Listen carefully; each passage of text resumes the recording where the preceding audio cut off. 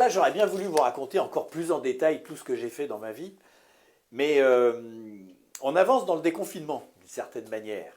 Et je vous rappelle que j'ai un film à terminer, moi. J'irai mourir dans les Carpates, qui est tourné, qui est monté, mais on a encore les finitions à faire. Et du coup, bah, je vais sauter un petit peu une période de ma vie où il y a plein de voyages qui étaient très bien aussi, mais j'ai vraiment envie de vous raconter les grandes et les superbes expéditions auxquelles j'ai participé pour faire les films. Parce que assez rapidement, moi j'ai compris que pour faire un beau film d'expédition, il faut quand même partir d'une vraie belle expédition. Et je me suis pas mal battu pour faire des films sur des expéditions qui étaient quand même assez extraordinaires. Et là, on va commencer avec un truc génial qui s'appelle le Radeau des Cimes. Alors pour moi, ça a commencé en 86. J'étais avec Gérard Vienne, le réalisateur des films dont je vous ai parlé dernièrement, et on est allé en Guyane sur une des expéditions, la première expédition du Radeau des Cimes, avec un engin qui était absolument incroyable. C'était une espèce d'hybride entre un Zodiac et une montgolfière. Vous imaginez une plateforme à l'époque elle n'était pas très grande, elle ne faisait que 350 mètres carrés, en boudin gonflé, avec des filets au milieu, et puis dessus accroché une enveloppe de montgolfière. L'idée était de décoller avec cet engin et d'aller se poser sur les arbres à côté, parce que cette plateforme, normalement, devait flotter sur la forêt. Et ça permettait de faire un laboratoire pour les chercheurs qui pouvaient à ce moment-là se déplacer sur un filet à l'endroit le plus important de la canopée, de la voûte équatoriale, du sommet des arbres, parce que c'est là que se passe la floraison, qu'il y a tous les insectes, enfin c'est là que toute la vie de la forêt se trouve. Et quand tu n'as pas cet engin-là, bah, étudier toute cette partie de la forêt, bah, c'est quand même quasi impossible. En fait, ce qu'on ne savait pas exactement, c'est comment allaient résister les arbres. Je suis là, c'est pas de souci pour moi. Bien qu'il fasse plus de 300 mètres carrés, il est trop petit. Les branches qui le soutiennent cassent régulièrement. Au bout de quelques jours, le radeau est souvent mal en point. Le redécoller devient très incertain. Il arrivera même qu'il soit nécessaire de faire appel à un puma de l'armée pour le récupérer.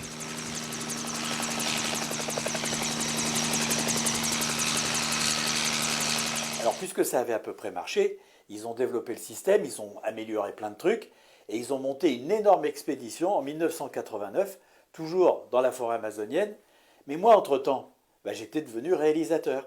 Et là, ça a été mon premier film de 52 minutes, et c'était encore une histoire, une expédition absolument géniale. Le système avait changé, c'était plus un hybride de montgolfière et de Zodiac, etc.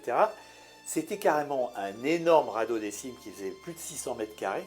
Vous imaginez, hein, 600 mètres carrés, c'est vraiment grand. Pensez à votre appartement. Et il y avait un dirigeable à air chaud, comme une montgolfière, mais dirigeable, qui emmenait déposer le radeau sur la forêt.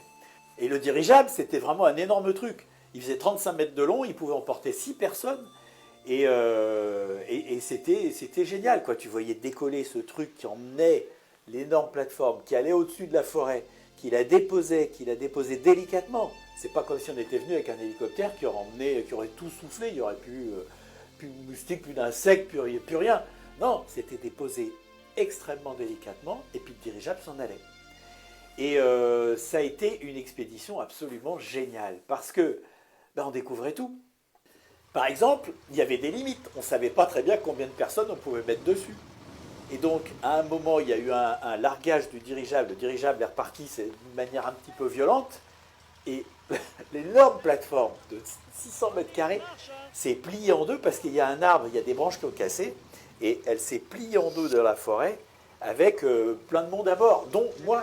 Moi, j'étais avec ma caméra.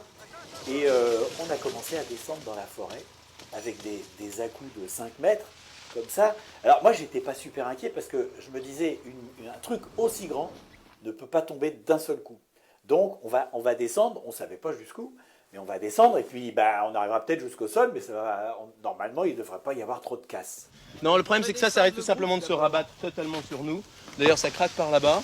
Je pense qu'il faut faire quelque chose. Attends, Gérard, éventuellement, ne va pas là, c'est en train de se rabattre là. Attention, ça descend.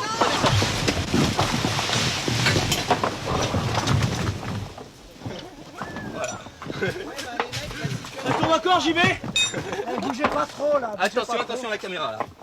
savez que je suis pas attaché. Bah tu te tiens. Ah oui, non, là c'est la catastrophe.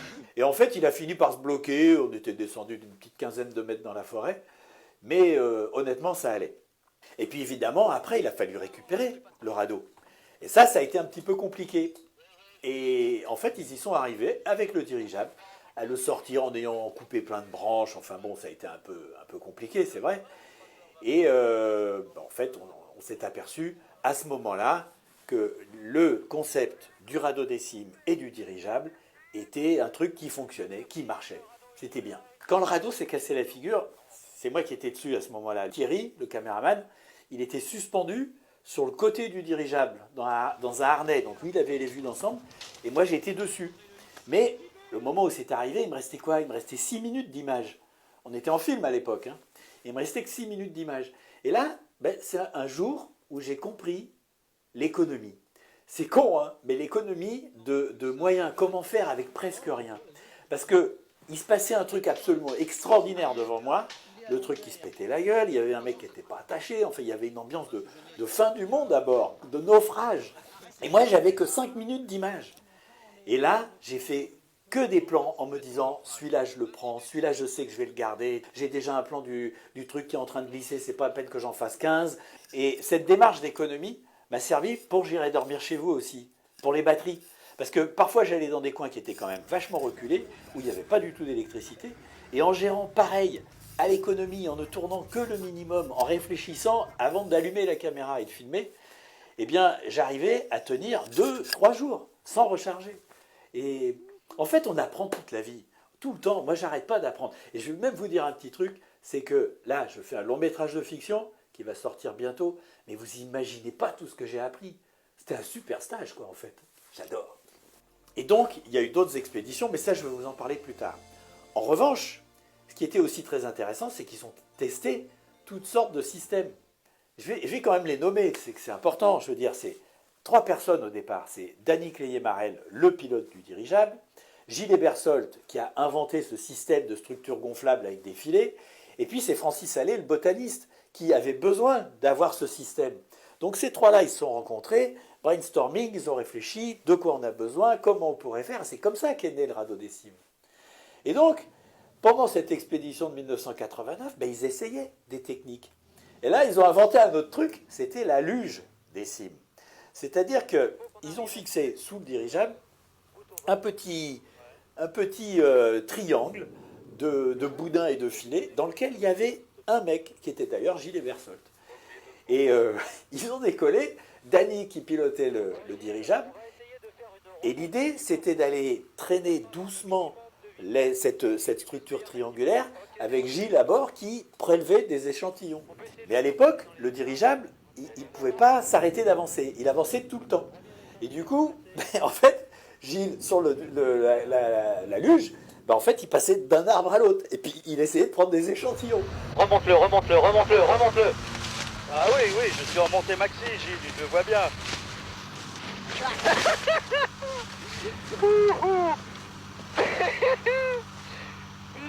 C'est génial. C'est carrément extra parce que je profite de tous les langues du balancement. Là, ça frise à perfection. Hein. Mais c'était super drôle, quoi. Il y a eu toutes sortes d'autres expériences qui ont été faites. Alors ça marchait pas. Par exemple, ils ont mis un piège à insectes dans un tétraèdre. Un tétraèdre, c'est une pyramide, mais qui a 3 côtés. Voilà. Et donc, ils emmènent le truc et ils l'ont largué dans la forêt. Et puis, quelques temps après, ils sont venus le récupérer. Bon, ça a pas mal marché. Parce qu'il y avait plein d'insectes dedans, et pour les prélèvements, pour essayer de savoir un peu qui vivait là-haut, ça c'était bien. Mais ils ont fait un autre truc qui était encore très marrant. Et c'est pareil, on a filmé tout ça. C'est qu'ils ont essayé de faire du chalutage de nuit pour attraper des insectes. Donc il y avait un grand filet qui a été fixé sous le dirigeable, et puis ils sont allés voler de nuit. Avec un groupe électrogène qui avait été installé sur le dirigeable, vous voyez un peu le bordel, des spots à l'avant pour voir un petit peu où ils allaient. Et ce qui était drôle, c'est que d'abord, ils voyaient des super beaux insectes qui rentraient dans le filet, mais qui ressortaient, donc ça c'était quand même un peu dommage. Et puis à un moment, quand ils étaient en plein vol, là on est en pleine forêt, donc on ne voit rien, il y a le groupe électrogène qui est tombé en panne d'essence. Ah. Qu'est-ce que c'est? Qu'est-ce que c'est? Oh, bah, on a bien besoin de ça. C'est le groupe qui est en panne d'essence. C'est Ah. pas grave, on voit tout le relief. Là. Ah bah, ça tombe mal quand même, hein. Ah ouais, c'est chiant, merde. Non, c'est bon, c'est bon. Ouais. On voit absolument. C'est pas ça, mais on attirera moins d'insectes. Bon, Gilles, de Dany, le groupe vient de s'arrêter. Donc on ne voit absolument plus rien. Donc on va essayer de rentrer tout de suite. Hein. Donc ils n'avaient plus de lumière. Donc on a allumé les voitures, les phares des voitures pour éclairer l'endroit où il fallait qu'ils reviennent. Alors on était en liaison radio, donc ça va, ils n'étaient pas perdus. Mais c'est grâce à ça qu'ils ont pu retrouver le camp qu'ils n'auraient peut-être pas retrouvé si facilement. Et donc ça, c'est pareil, c'était génial. Enfin bref, toute cette expédition a été absolument formidable. Et c'était encore à une époque, ouais, j'aime bien, ouais, ça fait un peu vieux con, mais il y a eu une époque où on n'était pas tout le temps en train de vérifier que personne n'allait se faire mal. Qu'est-ce qu'il faut faire là, Dany? Ouais, un briquet dedans. Vite. Dedans? Ouais. Je vais me brûler les mains? Mais non, tu vas pas te brûler les mains. Où ça? Là?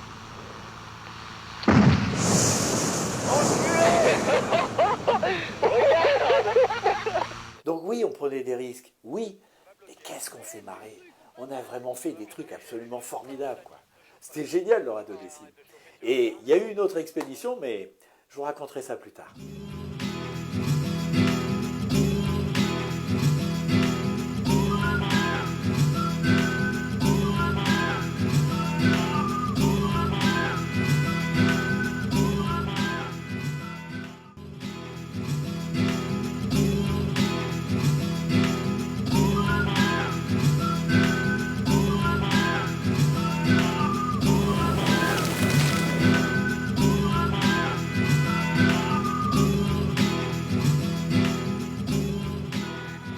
Alors là, je vais vous parler d'une mission scientifique extraordinaire à laquelle j'aurais jamais espéré participer, surtout vu mon niveau d'études, puisque j'ai été viré du lycée à 17 ans et que j'ai pas le bac, que j'ai pas fait vraiment grand-chose du point de vue scolaire. C'était une expédition avec l'IFREMER, l'Institut français de recherche pour l'exploitation de la mer, dans le Pacifique. Alors, ça a commencé d'une manière assez particulière. Moi, je venais de faire 1 semaine de mer, et je savais que j'allais faire encore 3 semaines de mer un peu plus tard. Eh bien, entre cette semaine de mer et mes 3 semaines de mer, j'ai trouvé le moyen de caser 5 semaines de mer. Parce que je rentre chez moi, et puis à l'époque, c'est les répondeurs. Donc, j'écoute mes messages que j'avais pas écoutés pendant plusieurs jours, et j'entends le message d'un copain, Yves Zéo, qui me dit « Ah, t'es pas là, c'est con, j'avais un truc à te proposer. Bon, il fallait se décider tout de suite, tant pis. » Je le rappelle immédiatement, on est un dimanche soir, et puis il décroche et il me dit bon ben voilà, j'ai une mission avec l'IFREMER, c'est un film pour Thalassa, et c'est aller sur le bateau de recherche qui s'appelle le Nadir, dans le Pacifique, et faire, il y a des plongées en sous-marin à 5000 mètres de fond avec le Nautil, le petit sous-marin jaune d'exploration français. Et il me dit il y a une plongée pour toi, pour le cinéma, mais il n'y a qu'une place à bord et c'est un départ jeudi. Donc je pense que c'est trop tard. Je lui dis attends, il y a une plongée pour moi à 5000 mètres de fond dans le Nautil. Je peux pas laisser passer ça, évidemment. Le seul truc, c'est que moi, j'ai pas refilmé depuis le Pérou. C'est-à-dire avec ma petite caméra à ressort et mes bobines de 30 mètres. Et là, il faut tourner en 16 mm. Alors je me débrouille en vidéo, mais en 16 mm, j'en ai quasi jamais fait. Et les caméras 16 mm, en plus, il y a les caméras professionnelles, il y a ce qu'on appelle des magasins. C'est-à-dire un boîtier dans lequel il y a la pellicule. Et ce boîtier, tu peux l'accrocher sur la caméra, changer de magasin, en mettre un autre, etc.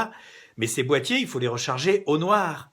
C'est-à-dire que tu as une sorte de sac avec des manches, tu mets les mains dedans et tu fais tout à tâtons, dans le noir absolu. Et ça, j'ai jamais fait ça. Mais je peux pas laisser passer un tournage pareil. Donc, je dis oui. Je dis oui, je vais me débrouiller. Je sais que je vais me débrouiller.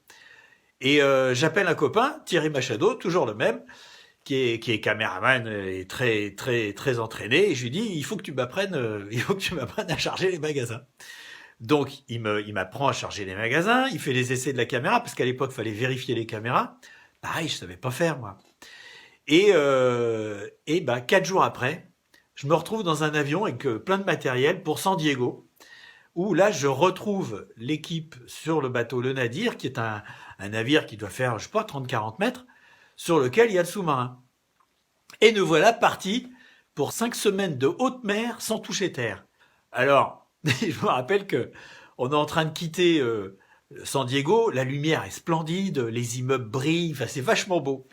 Et il y a le chef de la mission qui me dit mais tu filmes pas là? C'est quand même joli. Et moi, je sais qu'en 10 minutes, je vais jamais arriver à charger un magasin. Un coup sur deux, je mets la pellicule à l'envers. Alors, je le vois avant de filmer, mais j'ai perdu 10 minutes. Donc, je peux pas me permettre de me lancer dans un truc de précipitation. Donc, je botte en touche et je dis, non, oui, bien sûr que c'est beau, mais ça, c'est basique. Nous, ce qu'on va faire, on va commencer le film dans l'action, en plein milieu. Et d'ailleurs, c'est ce que j'ai fait. Mais ça m'a permis de sauver la face. Et comme il nous a fallu bien une bonne semaine, 10 jours pour arriver sur zone, c'est-à-dire en plein milieu du Pacifique, j'ai eu le temps de m'entraîner à charger mes magasins. Et donc, je commence à filmer mes chercheurs qui sont en train de réfléchir, comment ils vont, à quel endroit ils vont plonger. Alors, le but de la mission, c'était de préparer l'exploitation des nodules polymétalliques. Alors, un peu de science. Les nodules, c'est une espèce de concrétions comme ça, qui sont grosses comme ça, comme un peu des boulets de charbon, qui tapissent la mer dans des grandes plaines abyssales et on ne sait pas très bien d'où ils viennent. En revanche, ils sont très riches en matériaux précieux. Il y a du manganèse, je me souviens qu'il y a du cobalt, du cuivre, enfin bon, c'était un truc à exploiter. Et donc, ils voulaient voir un petit peu dans quelles conditions ils pourraient les ramener à la surface.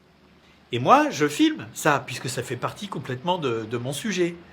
Mais filmer tout seul sur un bateau de recherche comme ça en plein océan, ça bouge sans arrêt. Et résultat, ça veut dire que tu ne peux pas lâcher la caméra un instant. Donc, moi, je la mettais sur le pied, je filmais, et dès que j'avais fini mon plan, je la posais par terre. Parce que sinon, ça va se casser la figure. Et puis, j'étais tout seul, il fallait que je fasse le son. Donc, j'avais un petit magnétophone que je posais sur une table, que je scotchais, pour pas qu'il finisse par terre. Parce que quand je dis que ça bouge, mais c'est comme ça.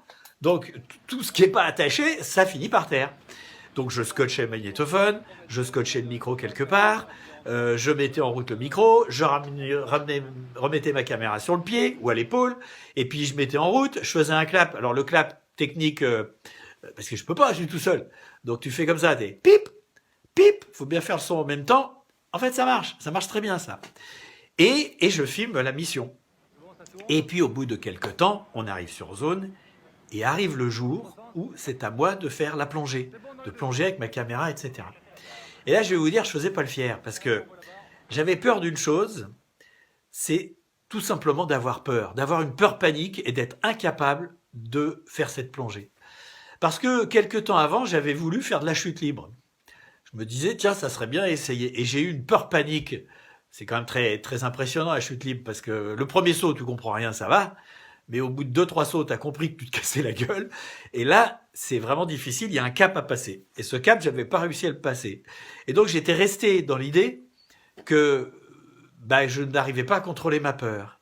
Et je me suis dit, quand je vais être dans la sphère et qu'on va fermer la porte et que je vais être parti pour 8 heures de plongée, je vais hurler.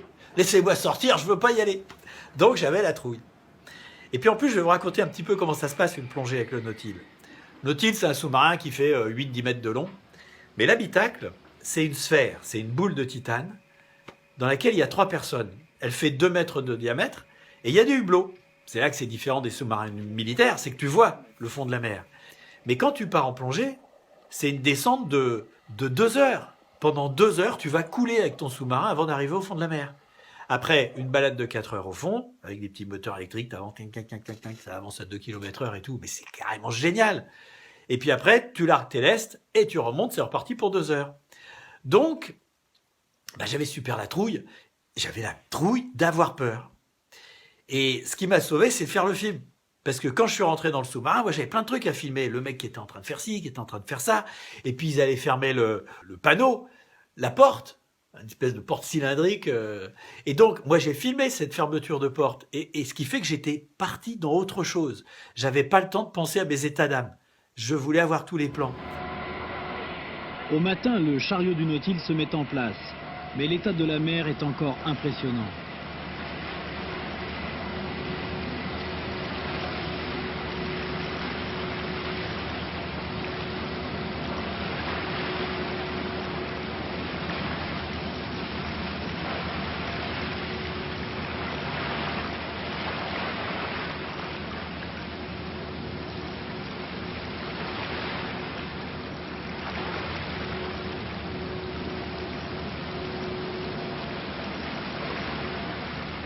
Finalement, vers 10 heures, la décision sera prise de mettre à l'eau.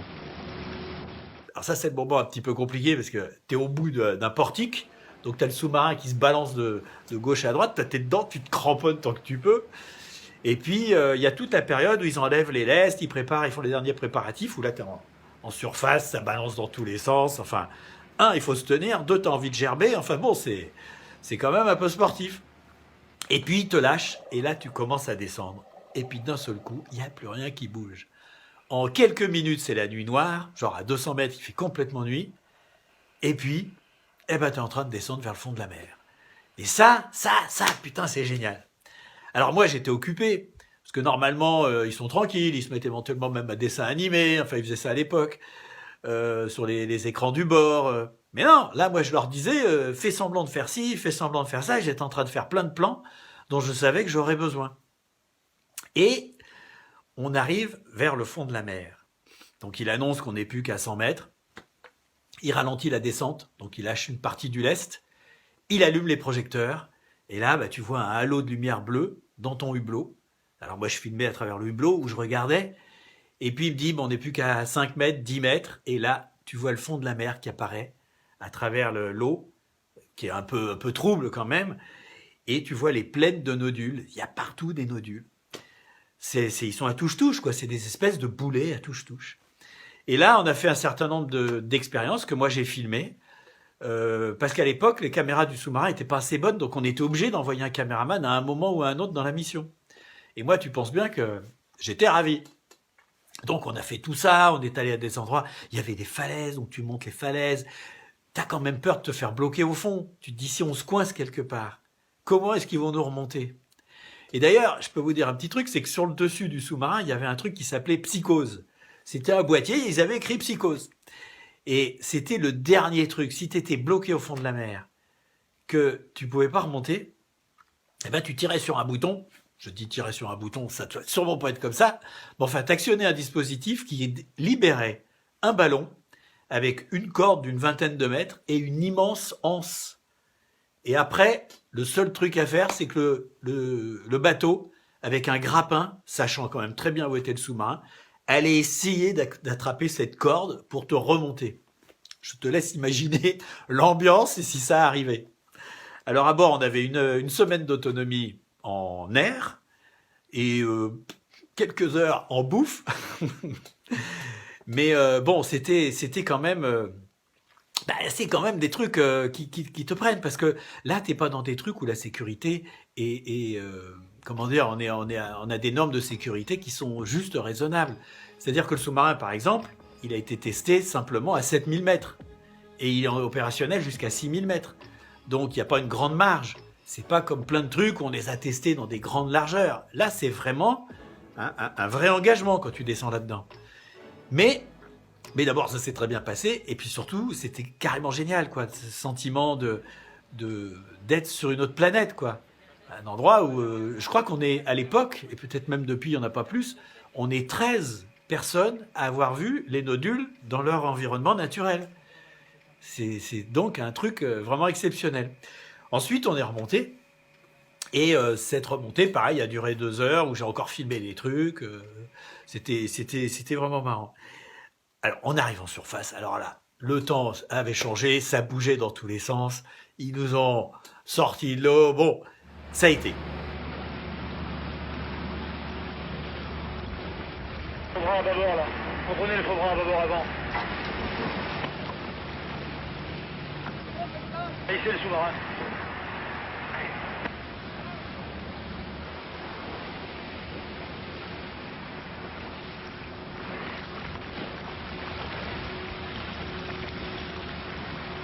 Le faux bras avant bâbord n'est pas terrible.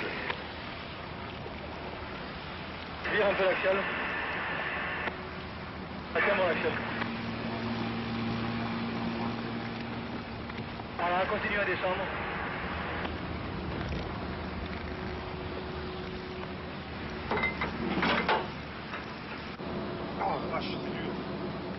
En fait, c'était comme en 1983 quand j'avais filmé mes expéditions. C'est-à-dire que j'étais en film.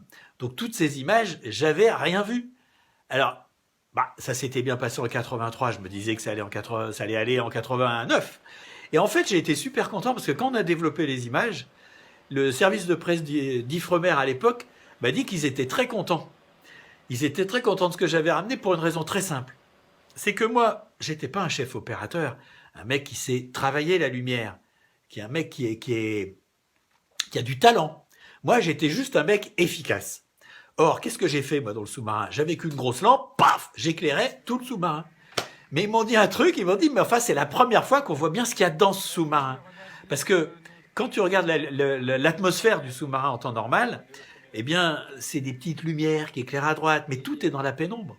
Et moi, comme un bourrin, j'ai éclairé tout le sous-marin, mais tu voyais bien que c'était une sphère métallique, avec plein d'instruments là. Alors, il y avait moins de mystère, mais tu comprenais vraiment ce qui se passait. Et ce film est passé dans Thalassa, c'était la deuxième fois que je faisais quelque chose pour Thalassa. Et ça a été une histoire... c'est encore un des putains de bons moments que j'ai passé dans cette vie. Voilà. Alors, je sais pas ce que je vous raconte demain, mais je vous oublie pas, restez chez vous et salut.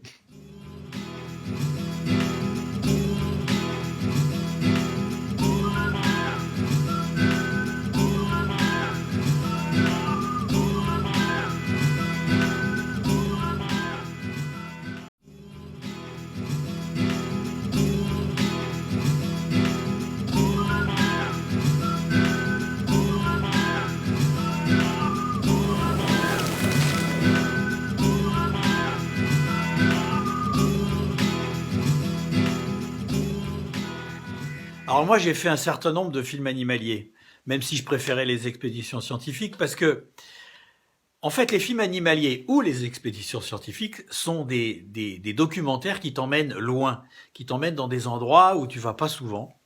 Parce que voyager, c'est bien de voyager, mais quand tu dis que tu vas dans tel pays, si tu vas dans les endroits touristiques ou dans les villes, c'est quand même moins différent que si tu vas dans des endroits totalement reculés, que ça soit au fin fond de la nature ou dans des toutes petites villes ou des villages perdus. Et les films animaliers ou les documentaires d'expéditions scientifiques, tout ça, ça m'emmenait toujours dans des endroits au cœur des pays. C'est ça qui était bien. Et là, on a fait un film avec Jean-Yves Collet, avec qui j'ai réalisé 2 films, je pense, je me rappelle plus, si, au moins 2 films, qui lui est cinéaste animalier. Et on s'est retrouvé en Éthiopie, sur les hauts plateaux d'Éthiopie, pour faire un film sur des géladas, les babouins géladas. C'est des babouins qui sont superbes parce que ils ont une fourrure, une crinière de lion, ils ont un cœur rouge sur la poitrine, enfin ils sont vraiment très beaux et qui ont des comportements aussi sociaux qui sont vachement intéressants. Et puis il y avait aussi tout ce qui nous plaisait dans cette expédition, c'était tout le côté technique, d'essayer de développer des choses qui n'avaient pas été faites. Or, avec Jean-Yves, on avait fait un film sur, ça c'est lui qui l'avait réalisé, sur les interactions entre l'arbre et les fourmis. Et ça, c'est moi qui avais fait l'image. Alors là, c'était en 16 mm, mais j'étais super 16 même. Mais bon, ça y est, j'étais devenu compétent, j'étais capable de faire de la macro, etc. Et à l'époque, on avait fait des prises de vue au-dessus de la forêt avec une montgolfière.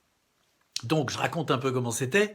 Je crois que j'ai pas d'image pour vous montrer ça, mais j'étais accroché à l'extérieur du panier de la montgolfière. Vous savez, la montgolfière, il y a une enveloppe, puis dessous, il y a un panier en osier. Et moi, j'étais accroché à l'extérieur.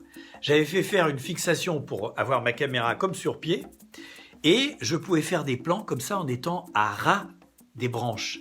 Et comme une montgolfière se déplace poussée par le vent, sans souffler sur les feuilles comme un hélicoptère, on avait des plans qui étaient superbes. Mais une grosse montgolfière, c'est compliqué à gérer. Donc on s'est dit, il faut que pour filmer l'environnement des singes sur les hauts plateaux éthiopiens, il faudrait qu'on ait un truc mieux, plus maniable.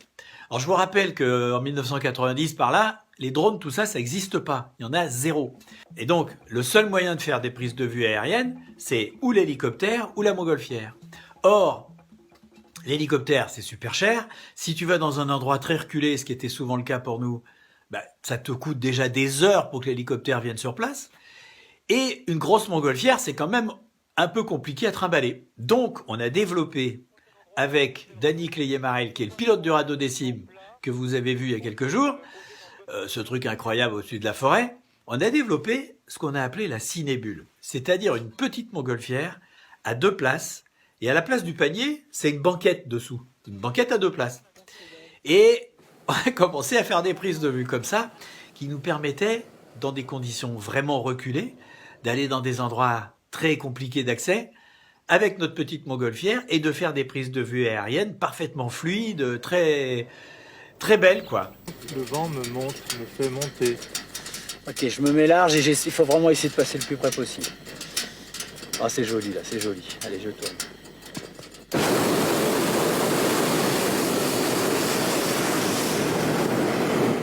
On passe de quel côté? Bah, on verra. Elle va passer à gauche. Non, je me la paye. Je me la paye. Oh la vache.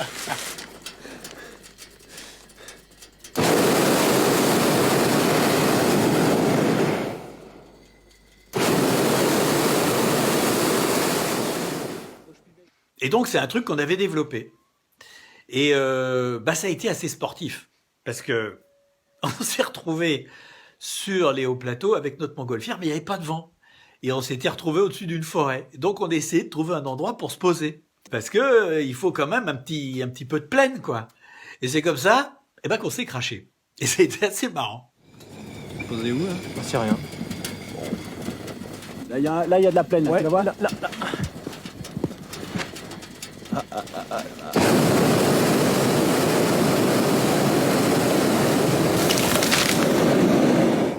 Ok, bah c'est pas trop mal. Faut que tu prennes la corde, faut que tu descendes et que tu prennes la corde. Vite, la corde de coureux. Dépêche-toi. Ah oui, Tu la prends et tu vas coucher dans la pelouse. Tu l'as la corde, c'est pas ça que tu fais. Mais il est où la corde? Il y a le feu. La nuit, il y a le feu à la forêt. Oh putain.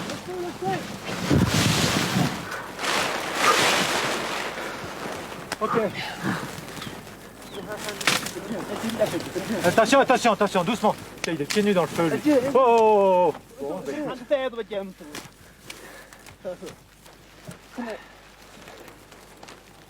Mais bref, cette montgolfière, elle avait quand même trouvé son utilité. Elle marchait. Et d'ailleurs, elle a été louée par Nicolas Hulot. Elle a été louée pour le film Le 8e jour pour faire des prises de vue aériennes particulières, etc. Elle a servi. Mais nous, c'était pas tout. Notre tournage sur place, on avait également envie de faire des mouvements de grue au milieu des singes. Alors les singes, on les avait habitués, on leur donnait à manger. Comme ça, ils venaient, ils avaient plus peur de nous. Et puis après, quand on voulait filmer, on leur donnait plus rien. Mais ils restaient près de nous. Et on avait des comportements qui étaient complètement naturels. Mais ce qu'on voulait faire, c'était des mouvements de grue, une grue qui faisait quand même 8-9 mètres de long, au milieu des singes, pour avoir des mouvements de caméra, etc. Et ça a quand même été marrant, ça aussi, parce qu'on installait la grue sur des falaises, c'est-à-dire qu'il fallait tout attacher, et nous, il fallait qu'on fasse super gaffe, parce que il y avait des trous de 100-200 mètres de profondeur, donc tu tombes, c'est mort. Et ça, c'est encore une époque où on pouvait se permettre de faire des choses comme ça. Bien sûr qu'on était prudent, mais on n'était pas encore hyper prudent. Donc, on n'était en fait pas attachés, on était sur des bords de falaises, on faisait super gaffe, mais bien sûr que c'est beaucoup mieux d'être plus prudent, de mettre au maximum la sécurité. Mais ça se fait quand même au détriment d'une certaine liberté.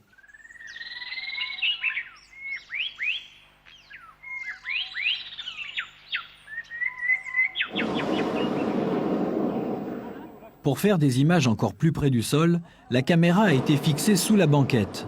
Mais la position de prise de vue est inconfortable et l'atterrissage sera plus compliqué.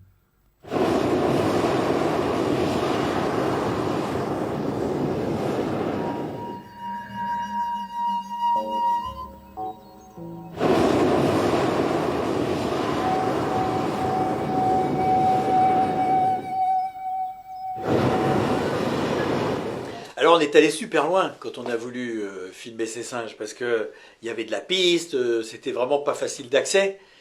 Et il y a 3 trucs que j'ai envie de raconter. Premièrement, les gens qui habitaient là-bas. C'était les Amaras qui vivent vraiment, c'est des bergers. Il y a des beaux troupeaux, hein, mais qui vivent vraiment avec rien, quoi. Et évidemment, on a travaillé avec eux, on les a un peu employés, ils nous invitaient chez eux.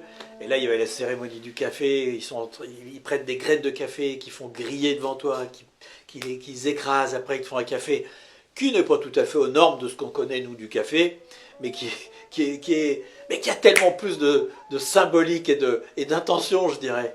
Donc ça, c'était extraordinaire. Donc le milieu dans lequel on a vécu comme ça pendant plusieurs semaines. Il y a eu la deuxième chose dont j'ai envie de parler un tout petit peu, mais c'est les singes, c'est super joli, ces babouins qui sont en harem, alors évidemment avec toutes les interactions que tu peux avoir, quand ils s'engueulent, quand ils se battent dans des falaises, tu te dis mais c'est incroyable qu'ils se cassent pas la figure et tout ça. Ça aussi c'était génial.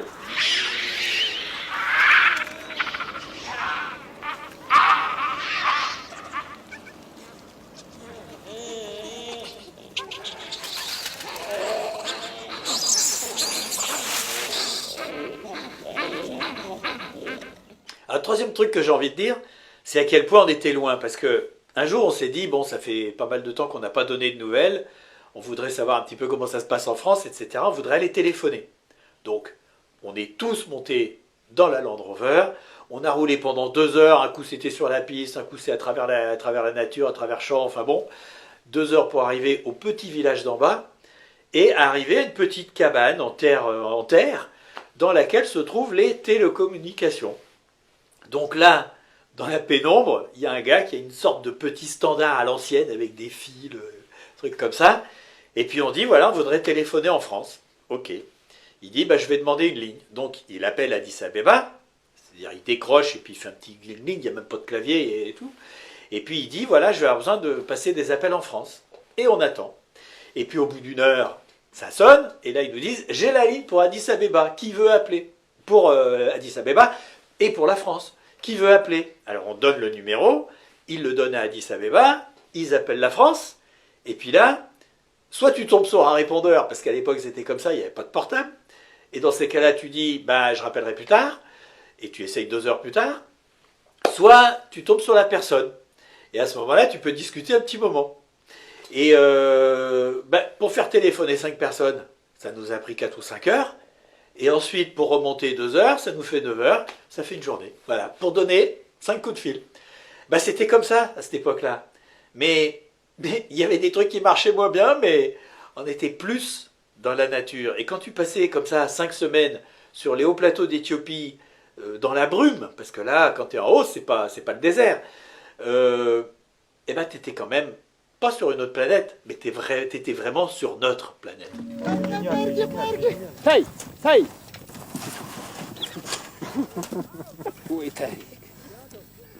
وسبارك بدأ عشرة تتاشو. وين تكشي وين تكشي؟ وهي يا تكاشي.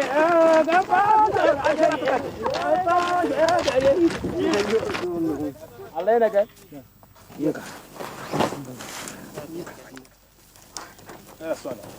Moi, je sais que ces tournages sur les singes, dans ces conditions-là, restent des trucs formidables, quoi, vraiment formidables.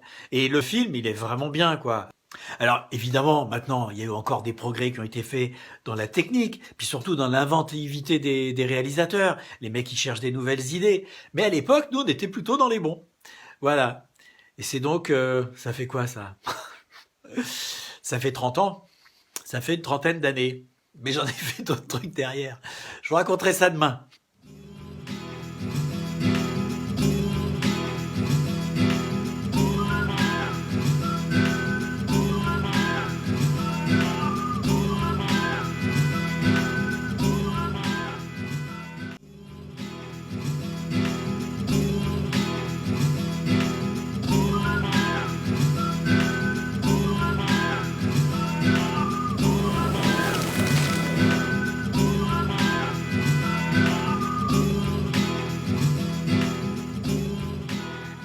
L'expédition du lac Nyos, ça a été un grand moment aussi dans ma vie. C'est vraiment une belle expé. Alors en fait, l'histoire, elle commence en 1986, bien avant l'expédition. Il y a un petit village qui s'appelle Nyos, qui se trouve dans le nord du Cameroun. Et un jour, je ne sais pas très bien comment on a su ça, comment on l'a découvert, mais on a découvert que tout le monde dans le village était mort. Les hommes, les femmes, les enfants, les chiens, le bétail, tout le monde était mort. Aucune trace de violence. Alors on a parlé de malédiction, on a parlé d'empoisonnement, de bombes à neutrons, enfin de choses comme ça. Et puis, il y a des chercheurs qui se sont penchés sur le sujet et ils se sont aperçus qu'à quelques kilomètres de là, au-dessus, il y avait un lac qui s'appelait le lac Nyos. Et ce lac était dans le cratère d'un volcan. Alors, le volcan, il n'est pas en éruption, mais il est encore un petit peu en activité. Et là, il va falloir expliquer un petit peu des choses, il va falloir faire un petit peu de science pour comprendre, mais c'est pas très compliqué. En fait, au fond du lac, il y a des arrivées permanentes de gaz carbonique qui arrivent parce que c'est volcanique.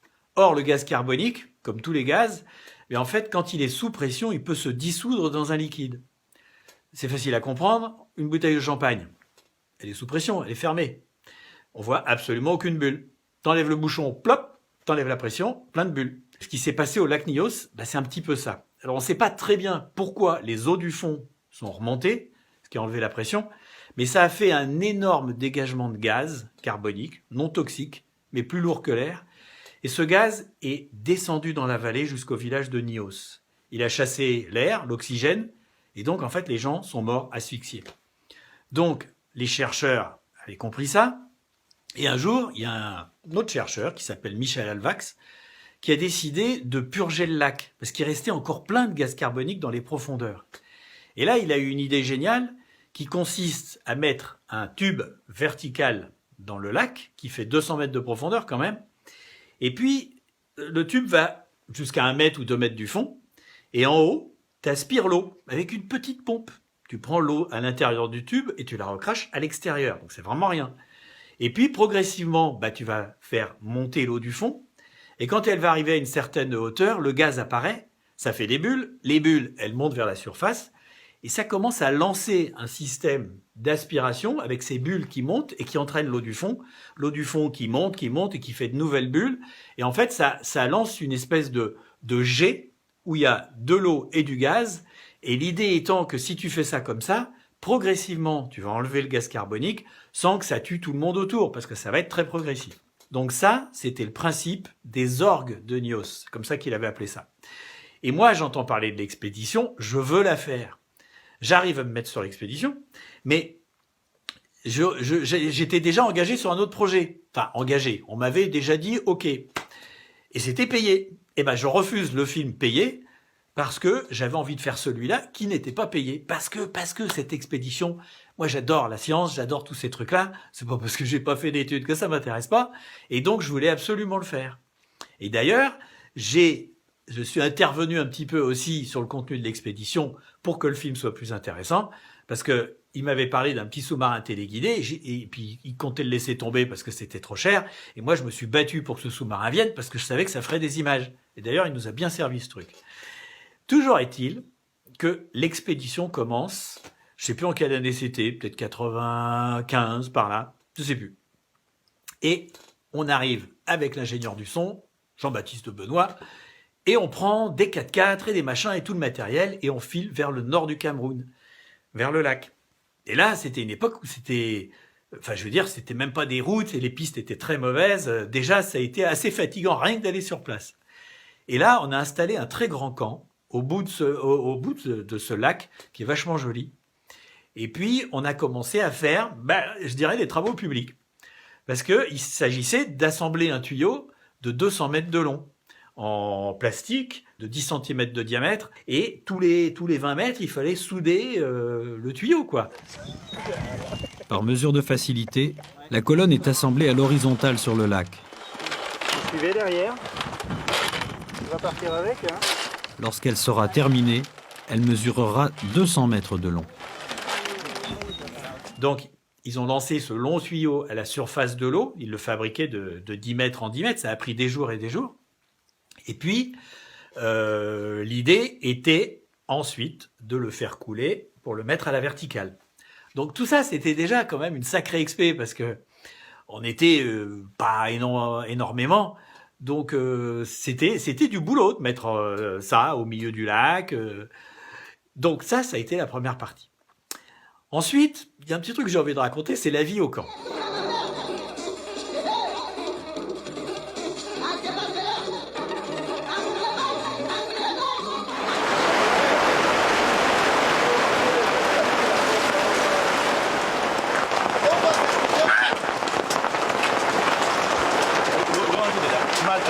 totalement foutu. D'où sors-tu, toi? Oui, mais nous, on n'a pas tout ça ici. Vraiment. Hein? Faites attention avec ça. Quelle femme? Peut-être là-bas.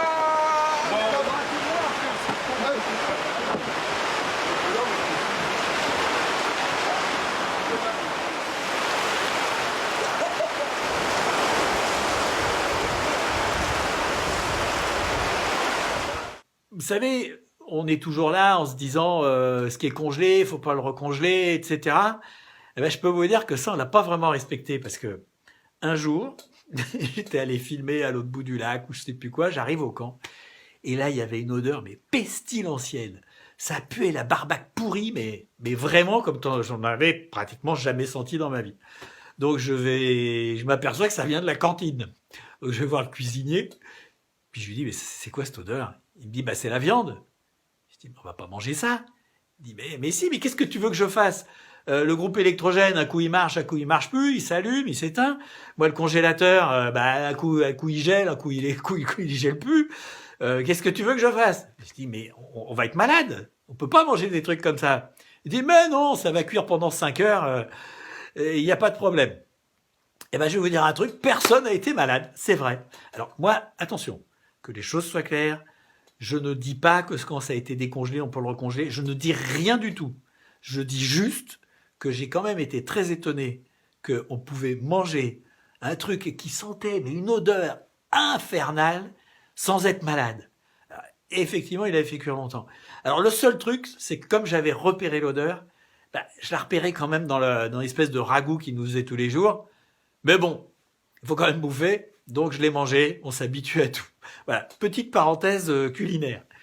Sinon, l'expédition, elle a été super compliquée parce que une fois que ça a été mis en place, le tuyau, ils ont commencé à pomper. Et normalement, d'après les calculs, ça devait démarrer en quelques heures.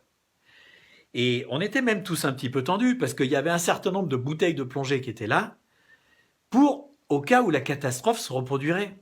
Parce qu'en fait, on ne sait pas exactement pourquoi la catastrophe s'est produite, mais on sait en gros qu'il y a eu un bouleversement des eaux du lac. C'est-à-dire que celles qui étaient au fond sont remontées brutalement et celles qui étaient au-dessus sont parties vers le bas. Donc c'est pour ça que, en fait, le lac, il a littéralement explosé. Le gaz partant d'un seul coup, ça, comme ça. Et il y avait d'ailleurs des traces assez en hauteur sur les falaises qui sont autour du lac. Donc tout ça pour dire que tout le monde avait un petit peu peur que la catastrophe se reproduise. Parce que on ne savait pas ce qui avait déclenché la catastrophe. Ça pouvait être un glissement de terrain, ça pouvait être une pluie très froide qui avait fait remonter les eaux du fond, enfin on ne savait pas. Donc, il y avait un certain nombre de bouteilles avec des détendeurs, mais il y en avait quoi? Il y en avait 7 ou 8 et on était 40. Donc évidemment, quand on a lancé l'opération, la plupart des gens sont montés sur la colline pour être en altitude et a priori à l'abri d'un éventuel problème. Mais nous, on était quand même 7, 8, 10 autour des ordinateurs qui pilotaient le machin, de la pompe, enfin tout ça, c'était une vraie expédition scientifique. Et le temps passe. Il se passe 8 heures, toujours pas démarré. Toute la nuit, ça pompe. Rien. Le lendemain matin, ça fait 36 heures que ça pompe. On est allé vérifier avec le sous-marin que la vanne intermédiaire était bien ouverte et que, en théorie, ça aurait vraiment dû marcher. Et puis, personne comprenait.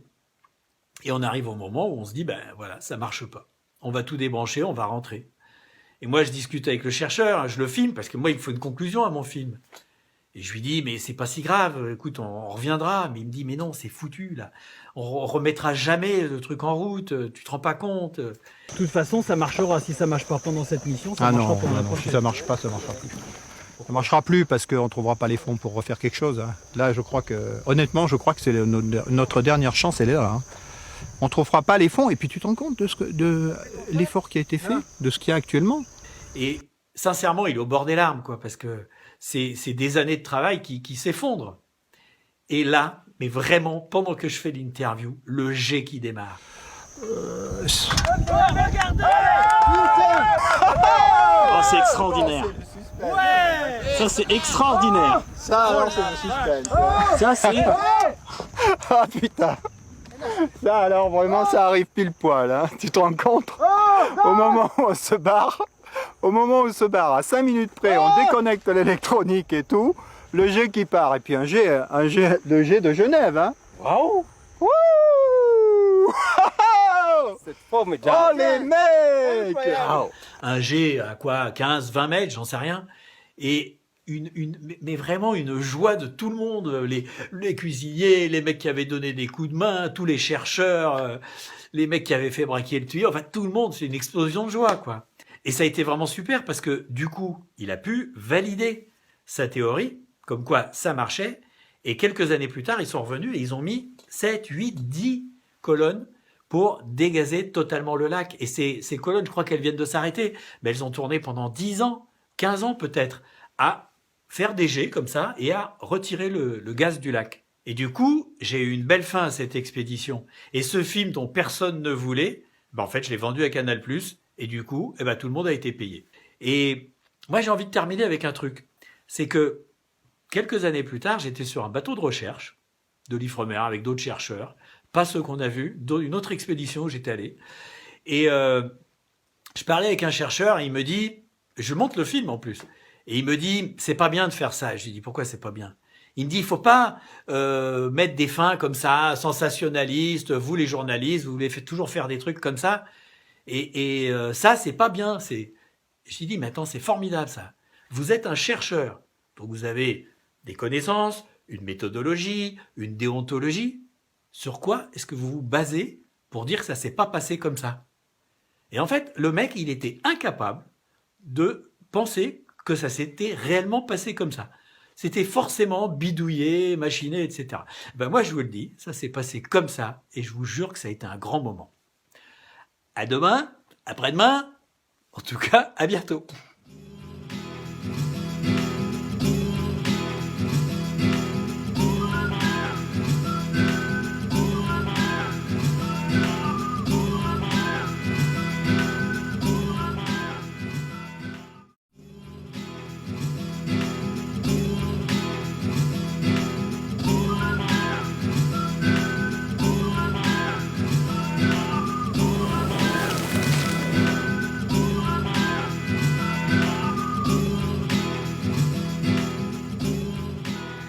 Il y a une très belle expédition à laquelle j'ai participé aussi, qui était sur la calotte glaciaire du Groenland.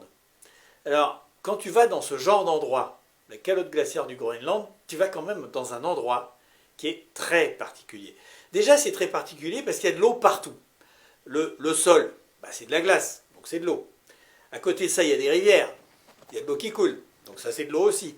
Puis il y a de la vapeur d'eau. Enfin bref, il n'y a que de l'eau autour de toi. Il n'y a pas de plantes, quasi pas, et toutes les formes de vie que tu peux trouver, c'est des formes de vie qui sont microscopiques. Sinon, il y a nous, les êtres humains. Mais ça commence d'une manière quand même assez spectaculaire, parce que, déjà, le Groenland, c'est assez particulier, mais tu montes dans un gros hélicoptère, des hélicoptères qui emmènent 30 personnes normalement, mais dans lesquels on a viré la moitié des sièges. Parce qu'on a mis des cantines et des cantines et des cantines de matériel. Ils te déposent sur la calotte glaciaire, au milieu de nulle part, et tu sors ton matériel, tes caisses, tu vides tout pendant que le truc il tourne toujours. Il repart, il fait 3 voyages comme ça pour amener tout le monde. Je ne sais pas combien on était, une quinzaine je pense. Et puis des caisses, et puis il fout le camp. L'hélicoptère s'en va, le silence retombe, et tu te retrouves avec des caisses partout. Et puis il faut monter le camp. Il faut monter le camp avant la nuit, parce que la nuit il va geler sérieusement, et il faut qu'on soit protégé. Donc là, c'est ambiance, la grande tente camp de base, qui était assez grande, les tentes chacun, etc. Et ça y est, l'expédition est commencée. Ça, c'est génial. Alors, qu'est-ce qu'on était venu faire là? En fait, l'expédition, elle avait 2 volets.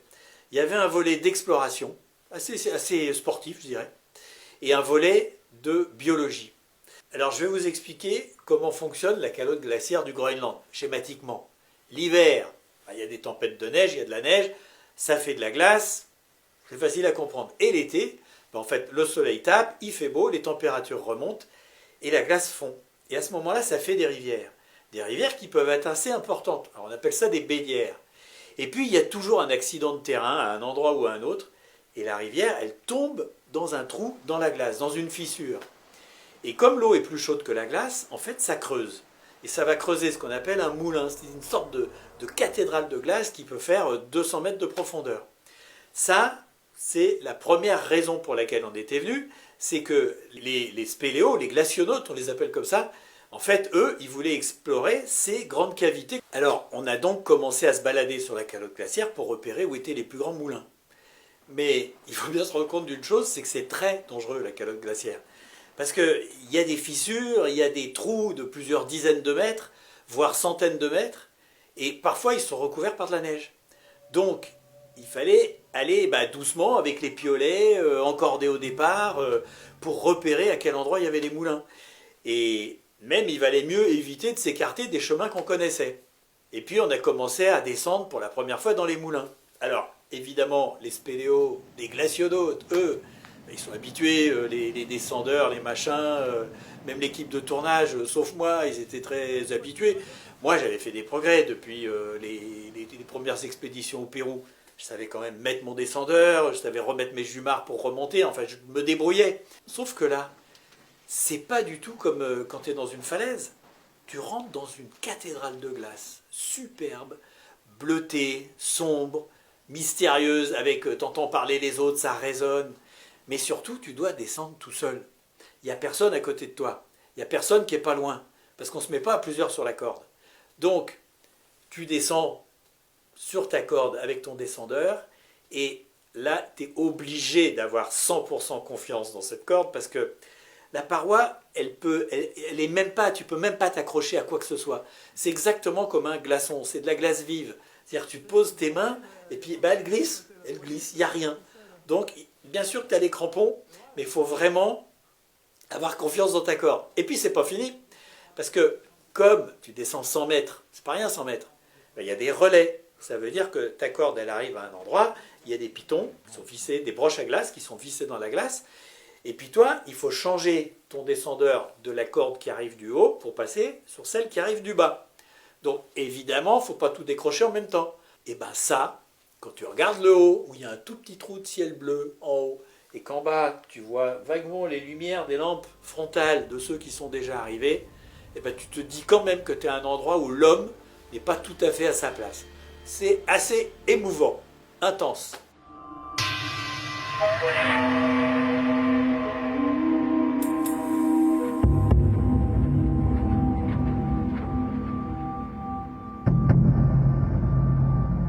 Alors maintenant, je vais vous parler de l'aspect biologie de cette expédition. C'est-à-dire qu'il y a de la vie sur la calotte glaciaire. Il y a des algues microscopiques, et puis surtout, il y a une petite bête incroyable qu'on appelle le tardigrade. Alors, on en a aussi en France, mais le tardigrade a une particularité, plein de particularités. D'abord, c'est que bien que ça soit un animal microscopique, eh ben, il ressemble un petit peu à un nounours. Il a 8 pattes, il y a des griffes au bout des pattes, il a 2 sortes d'yeux. On voit un petit peu un système nerveux. Enfin, c'est un animal déjà qui est un peu élaboré. Le deuxième truc, très étonnant, il peut se laisser congeler. Et il ne meurt pas. Tu peux le garder congelé pendant plusieurs dizaines d'années. Et quand tu le remets dans l'eau, il se remet à vivre. Alors que normalement, il vit quelques mois. On avait des tardigrades qui étaient gelés, complètement, qui ne bougeaient pas. Et tu les mets dans une petite goutte d'eau sous le microscope, et là, tu as vraiment le miracle de la vie. Parce que cette espèce de bestiole qui ne bouge pas, qui ressemble à rien, tout à coup se met à se retourner sur elle-même, etc. Et elle se met à revivre. Et vraiment, c'était génial ça aussi. Puis j'ai envie de vous raconter aussi un petit peu la vie au camp. Parce que la vie au camp, c'est quand même assez original. Je veux dire, tu te laves dans de l'eau, elle est plutôt froide quand même, ou alors tu te laves à l'intérieur de la tente. La bouffe, ça on avait tout ce qu'il fallait. En plus, il y avait des plongeurs sous-marins qui faisaient partie de l'expédition.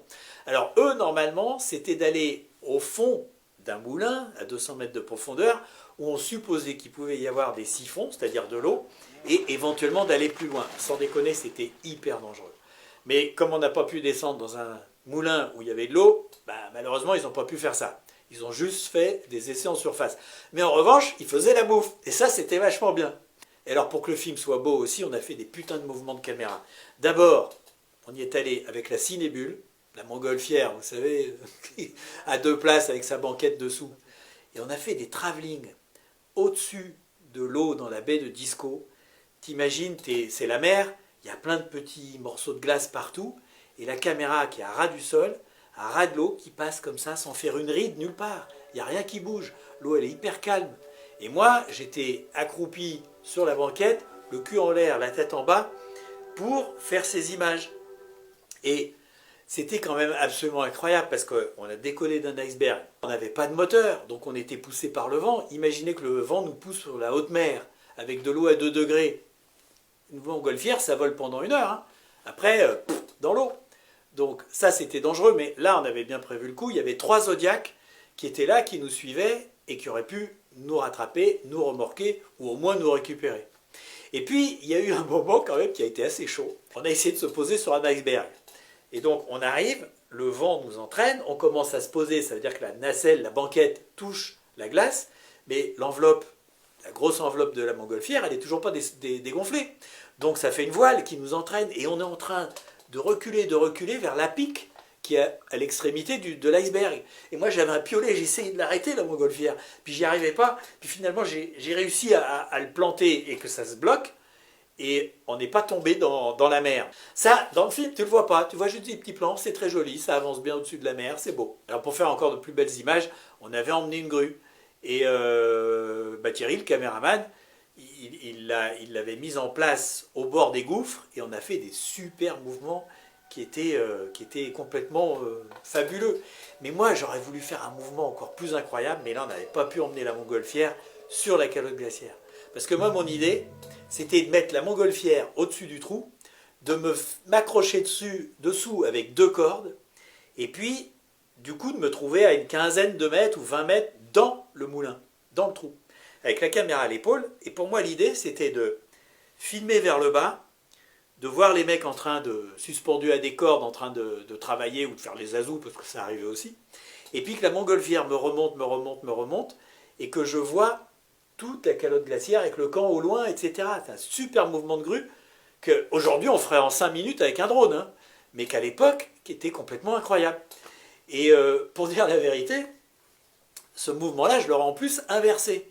Donc j'imaginais mon plan, un plan que j'ai jamais eu, où tu vois les tentes au loin, pas très loin, mais le camp, et puis tu descends, puis la caméra pivote, va vers le bas, on voit qu'il y a un trou, et on rentre dans le trou, et on descend d'une quinzaine de mètres pour arriver près d'un mec suspendu à une corde, peut-être en train de faire un prélèvement. Alors ça, j'ai pas pu le faire, parce qu'on n'a pas eu les moyens d'emmener la montgolfière sur la calotte glaciaire, mais j'aurais adoré avoir ce plan. Donc ça a été une expédition absolument formidable, qui a duré plusieurs semaines, mais putain, quel expé quand même. À demain, après-demain, en tout cas, salut, restez chez vous, prenez soin de vous, et ben à bientôt.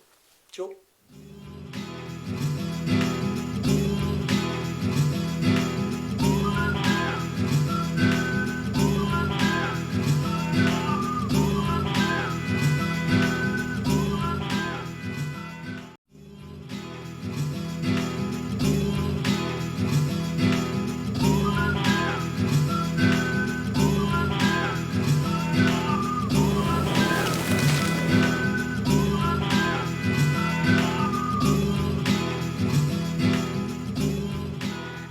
Là, je vais vous raconter une expédition à laquelle j'ai participé qui était vraiment exceptionnelle, mais qui a commencé d'une manière pas drôle du tout. Il y a une vingtaine d'années, je me souviens que c'était un jeudi, le téléphone sonne, et puis je décroche et je tombe sur un producteur que je ne connaissais pas, et qui m'explique qu'ils sont sur une énorme expédition, mais qu'ils viennent d'avoir le réalisateur qui filmait, a eu un gros accident avec un hélicoptère, ils sont tombés dans la mer, et qu'il est gravement blessé. Et donc il m'explique qu'ils ont discuté avec la famille du réalisateur, les gens qui sont sur l'expédition, et puis la production, les diffuseurs, etc. Et qu'ils ont pris tous ensemble la décision de continuer le film. Et qu'ils cherchent un réalisateur, mais pour partir le lendemain, le vendredi. Donc moi je suis capable de partir comme ça, mais c'est quand même très délicat de reprendre un film dans ces conditions-là. Alors le réalisateur, je ne le connais pas, mais en revanche je connaissais son père. Et donc, je l'appelle parce que je veux vraiment qu'il me donne le feu vert. Il me donne le feu vert, et donc c'est comme ça que le lendemain, je prends l'avion. Alors maintenant, ce qu'il faut que je vous explique, c'est en quoi consistait cette expédition. Parce que c'était un truc qui était énorme et qui était très particulier. En fait, il y a une trentaine d'années, donc 10 ans avant, Canal+ arme un énorme bateau pour pour faire un petit peu, pour prendre la relève de Cousteau. C'est-à-dire un bateau qui fait 60 mètres de long, c'est énorme 60 mètres de long. La Calypso, c'était peut-être quelque chose comme ça, l'autre il est comme ça le bateau, c'est vraiment beaucoup plus gros que la Calypso. Sur lequel il y a 2 sous-marins qui peuvent plonger à 1000 mètres, il y a un hélicoptère, il y a un studio complet pour faire des émissions en direct, et leur but c'est de faire d'une part des émissions en direct, de faire des documentaires partout autour du monde, c'est de faire quelque chose de gigantesque. Alors, ils envoient des équipes en repérage un petit peu partout sur la planète, ils préparent les émissions, ils font plein de choses comme ça. Alors je ne connais pas le détail, mais apparemment ça finit par tourner doucement en autre boudin, parce qu'au bout de 10 ans, ils n'ont toujours pas fait un seul film. Et puis surtout, le bateau a été loué à la recherche pétrolière, les sous-marins sont ailleurs, et tout le matériel vidéo qui était à bord du bateau, lui, il a été vendu.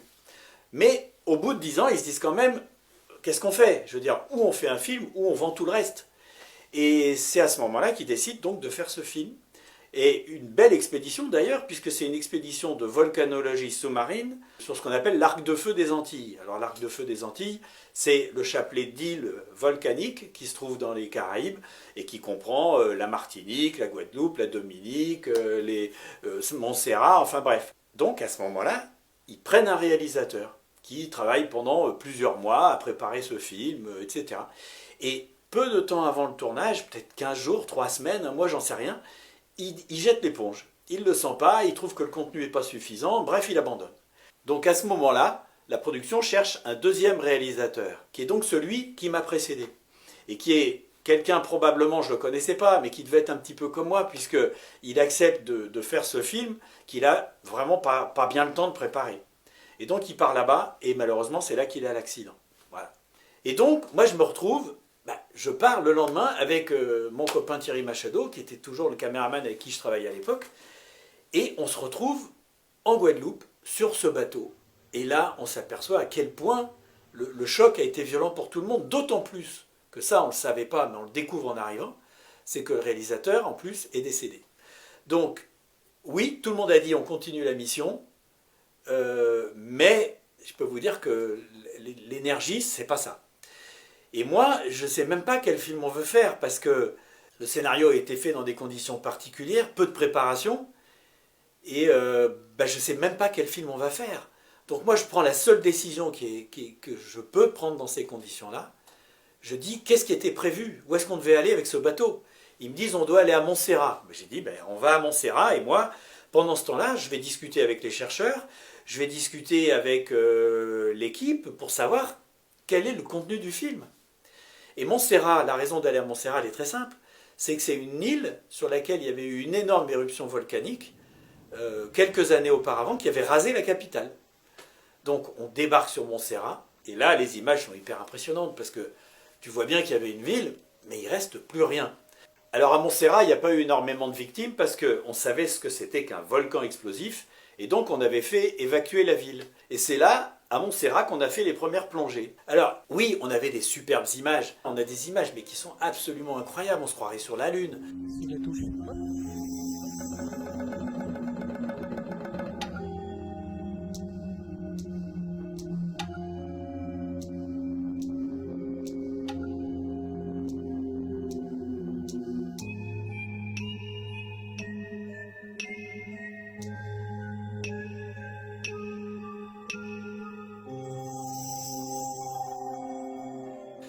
C'est absolument fabuleux, parce que d'avoir 2 sous-marins, ça permet d'en avoir un qui filme l'autre.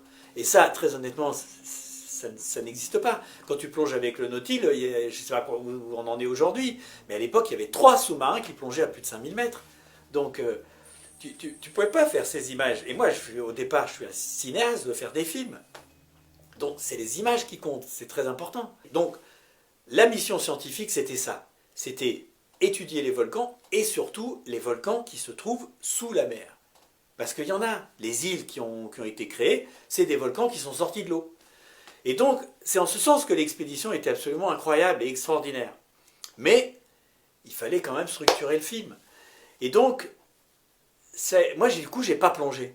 Je peux vous dire que j'ai regretté, parce que j'ai plongé en sous-marin à 5000 mètres avec l'Ifremer, mais là, les plongées étaient beaucoup plus spectaculaires, parce que tu te retrouvais dans une bulle complètement transparente, avec un autre sous-marin à côté de toi. Tu plongeais à 1000 mètres ou 5000, c'est à peu près pareil, il fait nuit. Et j'aurais adoré plonger, mais moi j'avais des soucis. Comment sauver ce film? Comment est-ce qu'il ressemble à quelque chose? Parce que je ne savais pas ce qu'il avait prévu, lui, et moi j'essayais de trouver un contenu scientifique qui tenait la route. Mais le problème, c'est que les chercheurs, en fait, on leur avait dit de venir pour faire un film. Mais ils n'avaient pas spécialement une mission scientifique. Donc j'ai dit, on fait une escale en Martinique. On est allé à l'observatoire de volcanologie et puis on a emporté du matériel. On a pris un sismographe, on a pris tout ce qu'on a pu récupérer, des ampoules pour prendre des échantillons de gaz, en fait du matériel comme ça. Et puis on a continué vers le sud, parce que vers le sud, il y avait le volcan Kikem-Génie, qui se trouve pas très loin de la surface et qui va être la prochaine île à apparaître dans l'arc de feu des Antilles.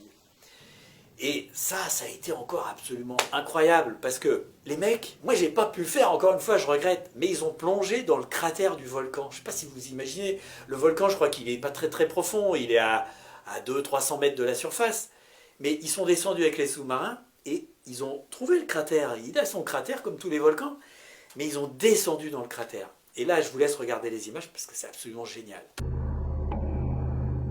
Avant de s'aventurer dans le cratère, Jean-Louis décide de faire un prélèvement.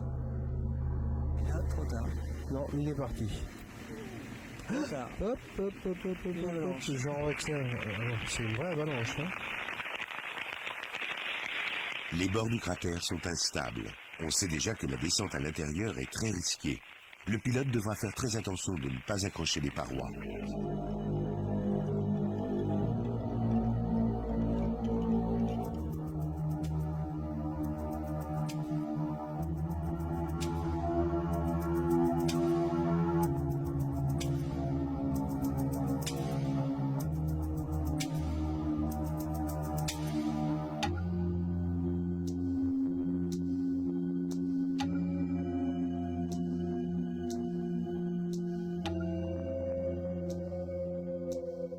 Alors en plus, l'expédition, elle était extraordinaire parce qu'au fond de la mer, il se passait plein de choses. Je veux dire, des rencontres avec des poissons, le décor, l'environnement qui était extraordinaire. Et puis même, au-delà de ça, il y avait des problèmes techniques. Parce que ces sous-marins, ils sont quand même, c'était des prototypes quasi uniques au monde. Donc, il y a toujours un truc qui ne va pas bien. Il faut reconnaître que par moments, ceux qui étaient au fond de la mer, eh ben, ils ont eu des frayeurs. Oui, mais mieux. Moi, je vais enrôler parce que ça m'inquiète.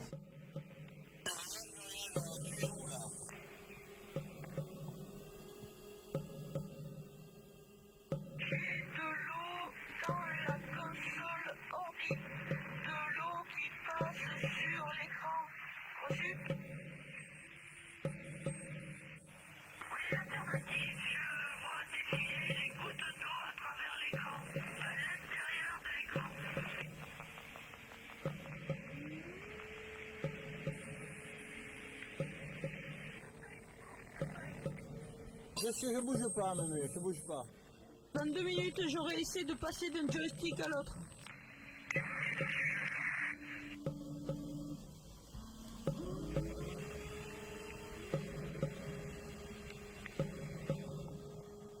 Ok, c'est bon, nounours. Puis on avait aussi parfois du mal simplement à savoir où ils étaient, les sous-marins. Parce que la navigation, ça se fait depuis la surface. Bref, tout ça faisait que cette expédition était exceptionnelle. Mais malgré tout ce côté spectaculaire, moi, j'avais pas assez de contenu scientifique. Il fallait qu'il se passe plus de choses, qu'on en apprenne plus. Et donc, il a fallu que je trouve une solution. Or, comme j'avais vécu l'expédition avec l'Ifremer, je savais qu'on pouvait couper des roches pour voir la nature des roches. Mais bon, tout cet équipement-là, on ne l'a pas eu sur le bateau. Donc, ce qu'il a fallu faire pour sauver les meubles, eh ben, c'est de refaire les séquences de recherche, vraiment de la recherche scientifique, à la fac de Jussieu à Paris. Donc, on a cherché un petit laboratoire qui avait un petit peu l'atmosphère qu'on avait sur le bateau. Et les chercheurs sont venus pour travailler sur le gros matériel, en short, en t-shirt, enfin, comme s'ils étaient là-bas, quoi. Normalement, j'ai jamais besoin d'arranger les choses comme ça. Mais là, on était dans des conditions qui étaient vraiment particulières. Et on avait décidé, on avait dit, il faut sauver ce film. Donc, c'est vrai que quand tu ne connais pas les coulisses de cette expédition, le film, en fait, il est réussi, il est spectaculaire, il est bien. Mais moi qui connais tout ce qui s'est passé, évidemment, j'ai quand même gardé une certaine amertume. Heureusement, des expéditions, j'en ai fait d'autres, je vais vous les raconter, et donc on se retrouve demain ou après-demain, en tout cas on se retrouve très vite.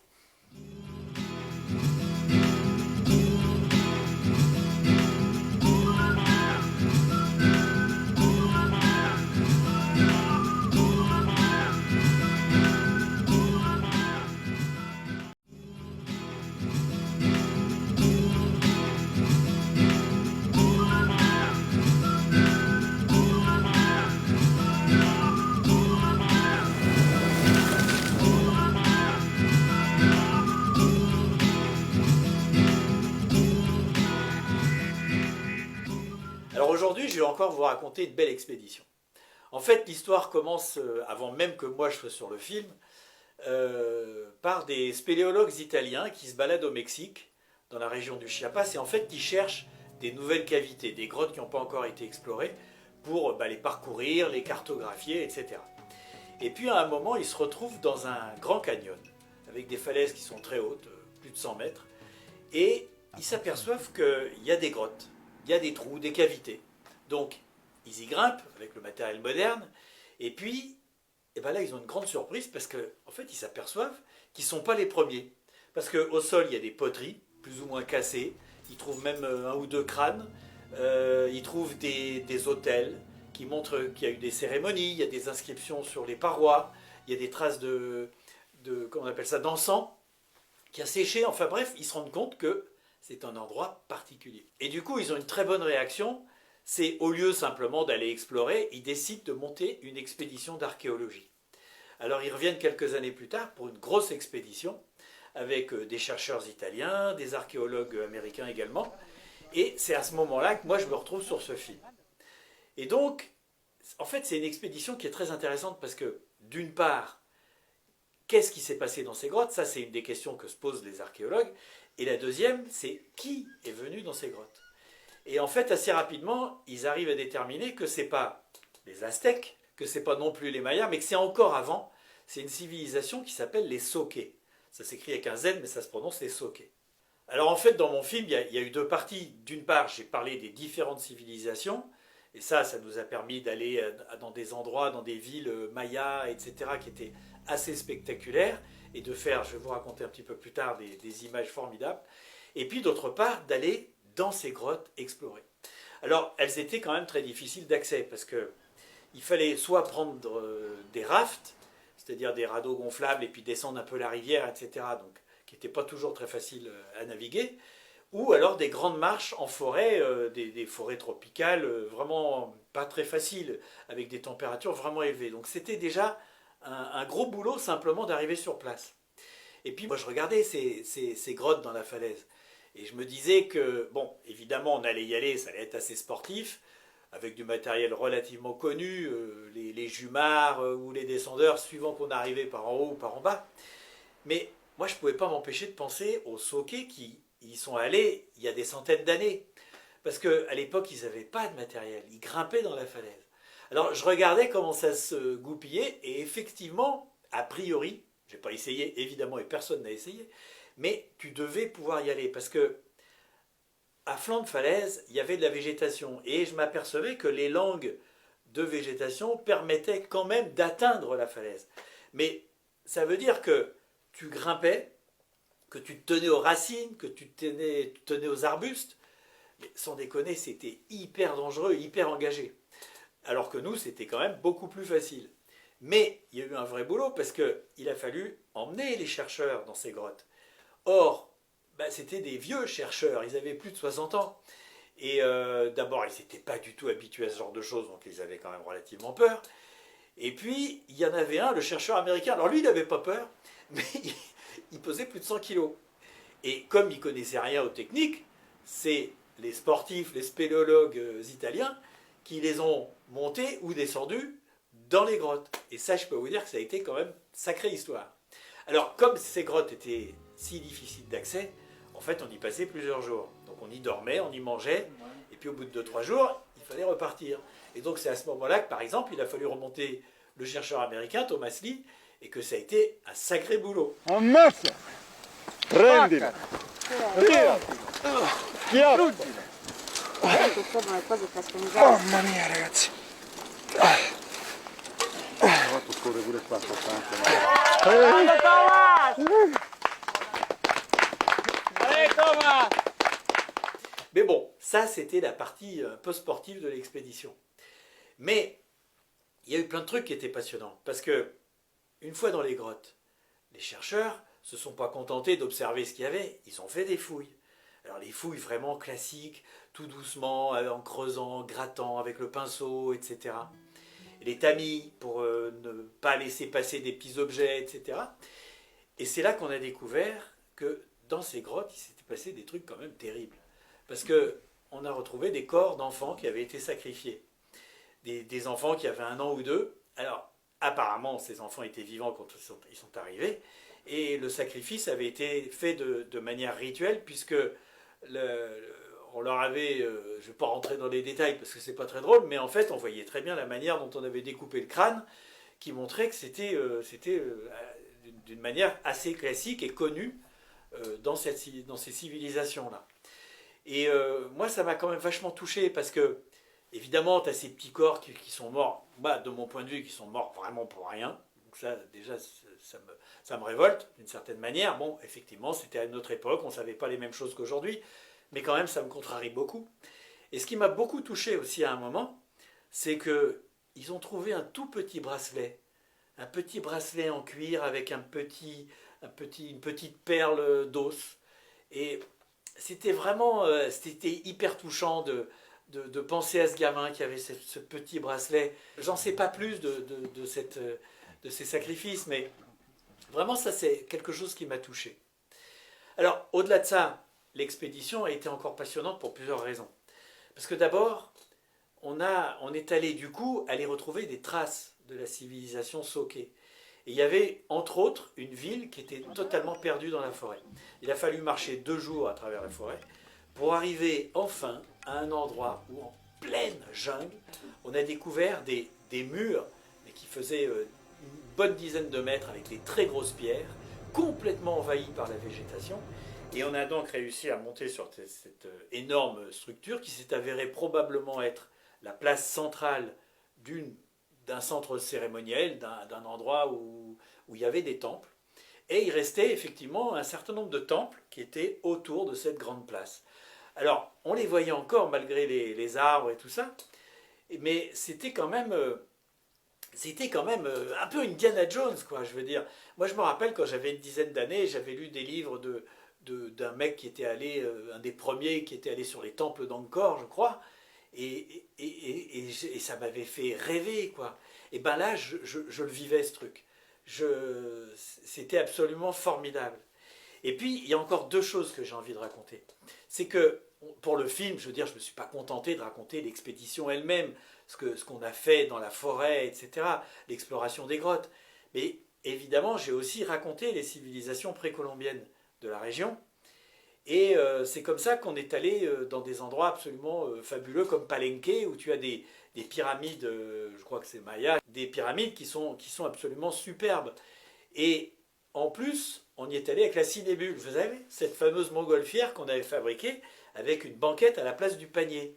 Tout ça pour faire des prises de vue. Or, la cinébule, on l'avait modernisée, c'est-à-dire que Danny, parce que c'est quand même lui surtout qui a fait l'essentiel du boulot, parce que moi je me suis occupé des fixations caméra, des choses comme ça, c'était pas très compliqué, mais lui, il a développé, il a adapté, je dirais, un moteur de parapente à la montgolfière. Donc maintenant, on avait un moteur, donc on pouvait se déplacer. Mais une montgolfière, c'est pas du tout fait pour être poussé par un moteur.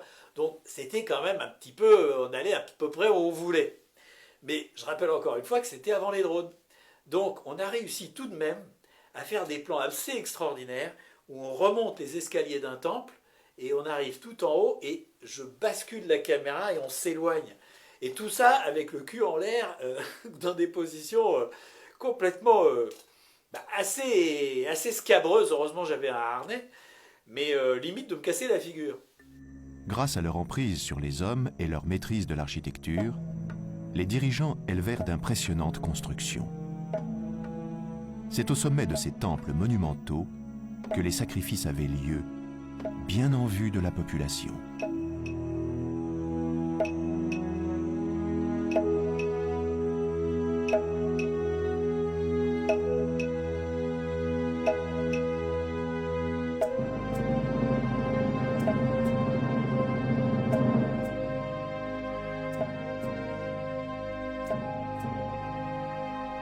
C'était quand même assez fou de faire ces images parce que, en fait, la montgolfière, elle tournait sur elle-même, mais moi, je ne me rendais pas compte parce que je regardais dans le viseur. Donc, je tournais la caméra, j'avais un viseur électronique, donc je tournais la caméra, et puis, en fait, je ne m'étais pas rendu compte, mais la montgolfière, elle avait fait un demi-tour sur elle-même, et moi, j'avais compensé avec la caméra. Mais au début, je filmais dans l'axe où on avançait, et puis, quand j'avais fini le plan, en fait, la caméra, elle tournait, elle filmait derrière. Donc, tout ça, encore une fois, c'était empirique, on se débrouillait, mais c'était encore une expédition extraordinaire. Alors sinon, il y a eu aussi un truc qui était marrant, c'est que c'est la première fois que je me retrouvais sur une expédition organisée par des Italiens. Et je me suis aperçu qu'en fait, on ne fonctionnait pas de la même manière. Parce que nous, les Français, il y a un truc qui est super important, c'est la bouffe. Il faut qu'on mange bien. Et j'ai toujours bien mangé sur les expéditions auxquelles j'ai participé. On avait beau se retrouver dans des coins complètement reculés, il y avait toujours un mec qui faisait la bouffe et qui la faisait bien. Alors que là, ben eux, ils s'en foutaient. Et donc, on mangeait tous les jours des nouilles, des pâtes. Alors, accommodées différemment, il y en avait toujours assez, mais d'un point de vue gastronomique, c'était quand même pas terrible. Enfin bon, deux manières de fonctionner, mais on s'est super bien entendu, on s'est bien marré. Voilà, c'est tout pour aujourd'hui, mais rassurez-vous, j'ai encore d'autres petites expéditions à vous raconter. À demain!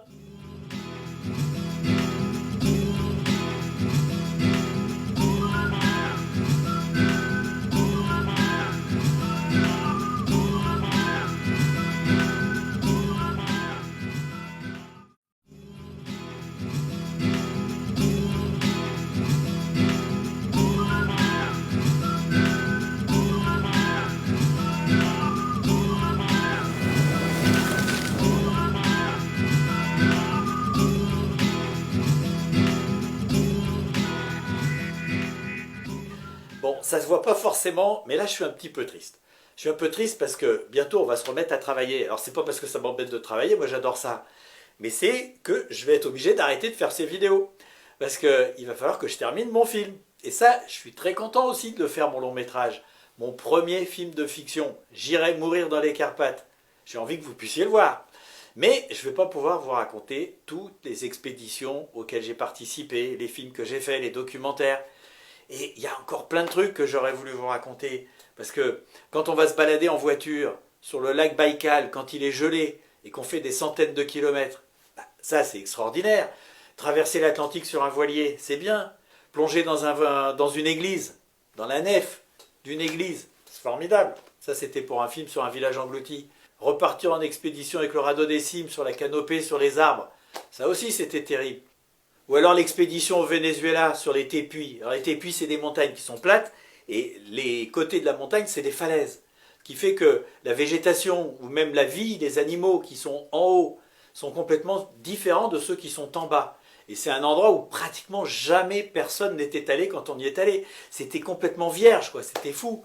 Ben, ça, j'aurais voulu vous en parler. Surtout que c'était une expédition sur les odeurs et qu'on a fait un film en odorama. Je vous raconterai ça, je vous raconterai ça une autre fois. Alors, demain, je vous raconterai une très belle expédition sur un volcan, dans un volcan, le Nyiragongo, République démocratique du Congo. Mais bon, ça sera demain. Aujourd'hui, ce que j'ai envie de vous raconter, c'est comment je suis passé de derrière la caméra à devant la caméra.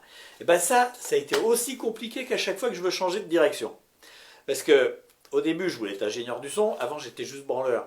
Donc, je voulais être ingénieur du son. Personne n'a voulu de moi. Bon. Après, j'ai dit, je veux réaliser des films. Personne n'a voulu de moi non plus. Et puis ensuite, je suis passé à la caméra. Là, c'était moi le réalisateur. Donc, j'ai pu passer à la caméra. Personne ne m'a embêté. Ensuite, j'ai voulu passer devant la caméra. Je vais ce que je vais vous raconter aujourd'hui.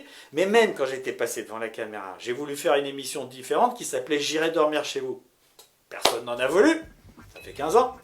Et puis après, j'ai voulu faire mon film de fiction qui va sortir bientôt. Ça n'a pas été facile non plus.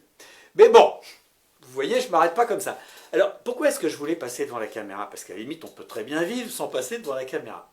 Alors, évidemment, il y a sûrement un problème d'ego, hein, parce que les gens qui disent « Non, moi je voulais pas le faire, on m'a poussé », je pense qu'il n'y a pas beaucoup de monde à qui c'est arrivé. En général, c'est qu'on a envie d'y aller.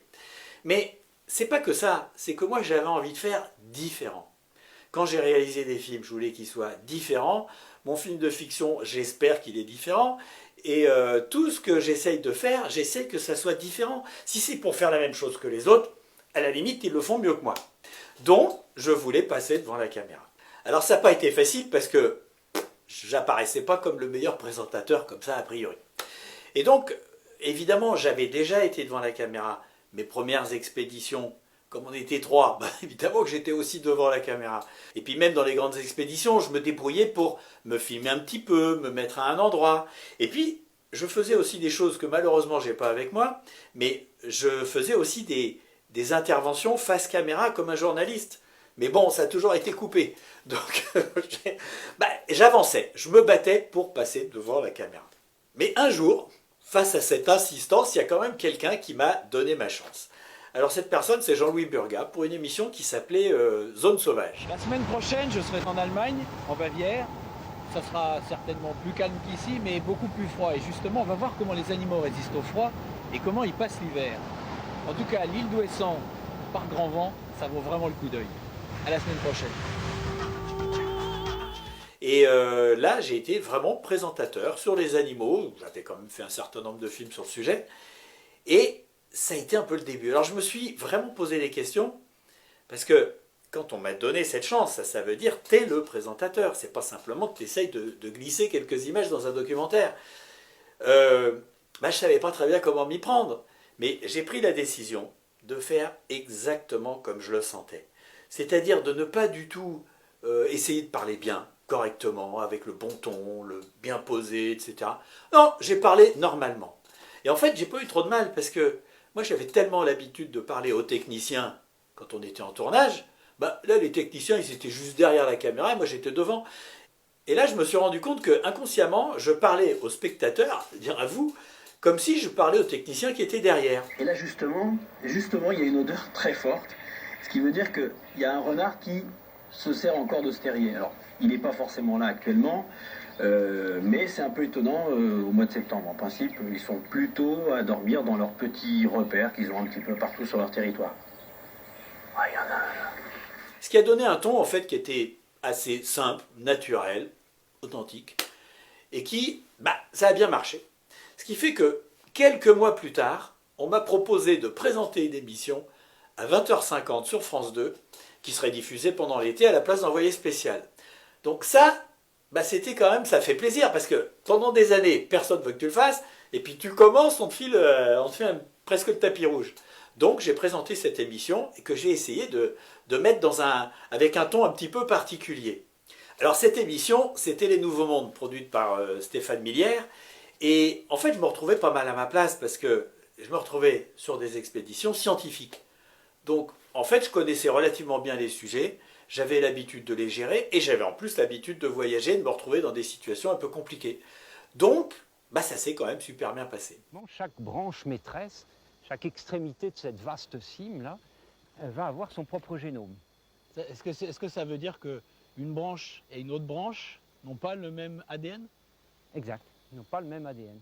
Mais moi, ce que j'ai essayé de faire, c'est de rajouter de la fantaisie dans cette émission. Bonjour, excusez mon chien. C'est l'heure du déj. Vous voulez essayer? Bon alors main gauche ou main droite? Oui, en fait, ça dépend de celle que je veux perdre, quoi. Donnez-lui rapidement. Attention à votre main. Ah, c'est quelque chose, hein. Et je sais pas, de l'autodérision, parce que, en fait, quand tu as envie de te foutre un peu de la gueule des gens, le mieux, c'est de foutre de ta gueule à toi. Parce que personne ne pourra te le reprocher. Et puis en général, on fait ça mieux que quand on plaisante sur les autres. Cette semaine, pour les Nouveaux Mondes, je suis au Népal. Alors, le Népal, il y a les montagnes, la Varap, et puis il y a également les forêts. Donc on se retrouve jeudi à 20h50 sur France 2. Et je descends. Et alors, il y a eu tout plein de petites choses aussi que j'avais faites, qui étaient décalées, qui n'étaient pas tout à fait à leur place. Mais je me souviens que sur l'épisode Maroc, on avait loué une 205. Et moi, je me suis amusé à faire des espèces de cascades, on va dire, pour que je ne sois pas juste un présentateur de télévision, bien propre, bien carré, mais que ça donne un ton. Alors, malheureusement, ils n'ont pas tout passé à la télé, mais j'ai gardé des copies, alors je vais vous montrer. Merci beaucoup. Sympathique. Allez, j'y vais.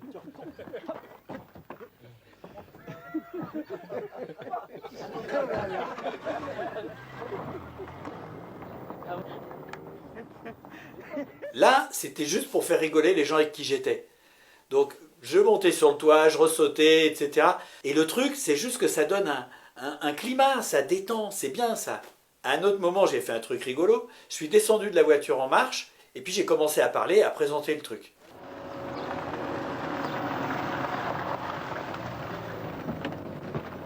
Eh bien, pour commencer, je vais rencontrer Hassan Liman. Il est archéologue, il est conservateur en chef du site de Volubilis. Et pour découvrir la cité, je ne pouvais pas trouver mieux.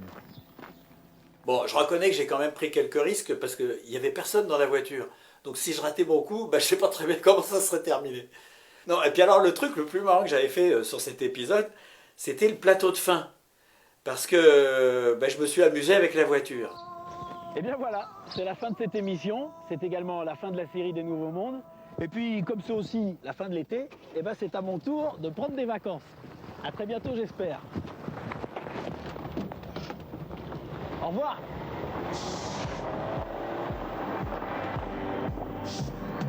Donc, les deux trucs que je vous ai montrés avant avec la 205, ça a été coupé, donc j'étais quand même pas très content. Je pense que c'est parce que ça n'avait pas l'air assez sérieux. En revanche, le plateau de fin, ce dernier démarrage avec la voiture, ça s'est passé parce que il n'y en avait qu'un seul. J'avais pas fait de version alternative, donc ils ont bien été obligés de le passer. Et donc après, j'étais quand même reconnu comme présentateur. Un peu décalé, ça c'est vrai. Mais j'ai présenté même une émission en plateau, que pratiquement personne n'a jamais vue. Alors c'était au début des soirées France 5, ça passait uniquement sur le satellite. Mais moi, ça m'a permis encore une fois d'apprendre. Et d'ailleurs, je me souviens très bien qu'à ce moment-là, ils trouvaient que j'étais pas très bon. Et je vais vous dire la vérité, ils avaient raison. Et donc, ils se sont dit, on va le mettre dehors dans son environnement, parce que là, il va être meilleur. Mais moi, je me suis dit, attends, c'est une émission, il n'y a pas grand monde qui la voit, et autant que j'apprenne. Donc j'ai dit, non, c'est beaucoup mieux en plateau, c'est beaucoup mieux à l'intérieur. Pourquoi? Parce que je savais que j'étais pas très bon. Et donc, c'est comme ça que j'apprenais. Et j'en ai fait quand même une trentaine, et à la fin, j'étais devenu tout à fait au niveau. Voilà. Tout ça pour dire que, en fait, il faut vraiment persévérer, il ne faut pas lâcher. Il y a plein de techniques, plein de manières de persuader les gens de te faire confiance. Mais c'est vrai qu'en résumé, plus tu veux changer, plus tu veux faire quelque chose qui est original, plus tu veux changer de direction, plus tu veux faire quelque chose qui n'est pas ce à quoi on est habitué à te voir faire. Je me suis bien compris. Plus tu veux changer, plus c'est difficile. Mais moi, je m'en fous parce que il n'y a rien qui m'amuse autant que d'essayer de faire quelque chose que tout le monde pense que c'est une mauvaise idée. Voilà. Et j'ai pas fini, je vais continuer. Faites-moi confiance. Bon, enfin bref, on se retrouve demain. Et là, je vous raconterai une dernière expédition, celle du Nyiragongo dans un volcan. Ça, c'était vraiment incroyable. À demain.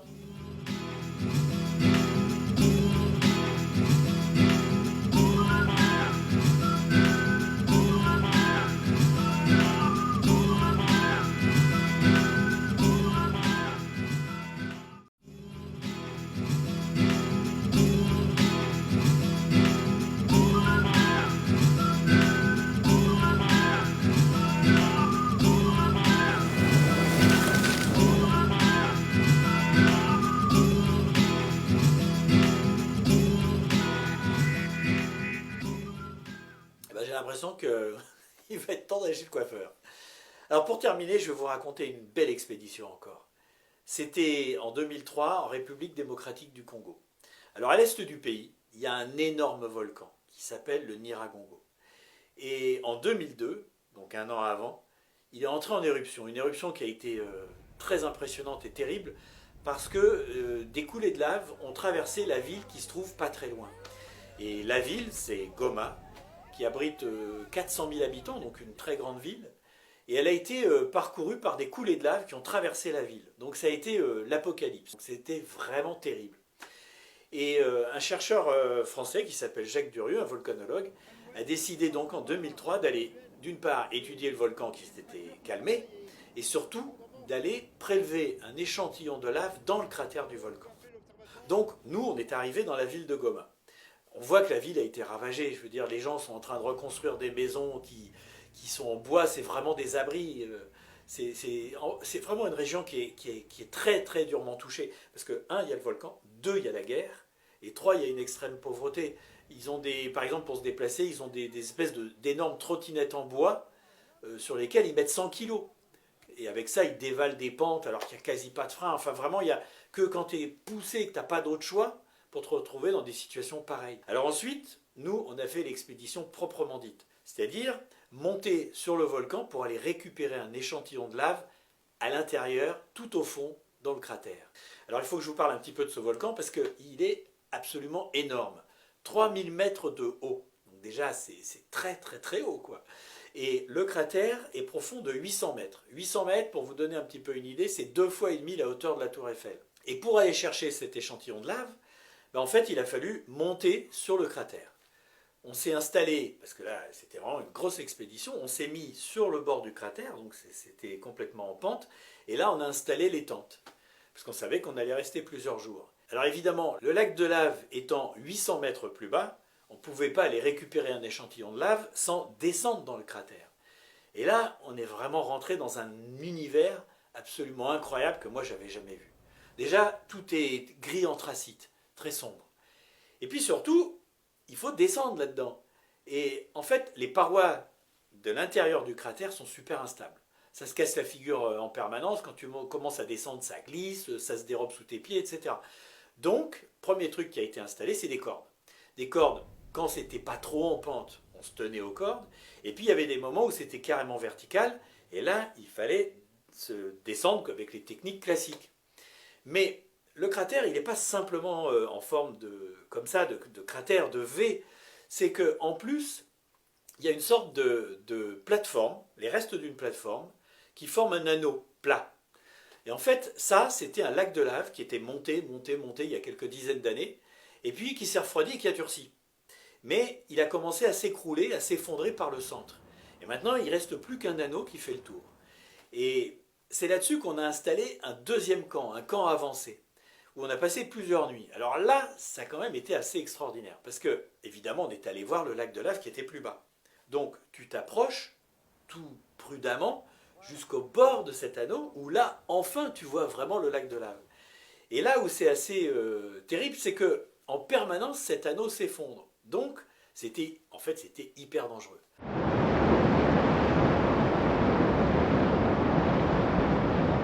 Là, il vient d'avoir un gros effondrement.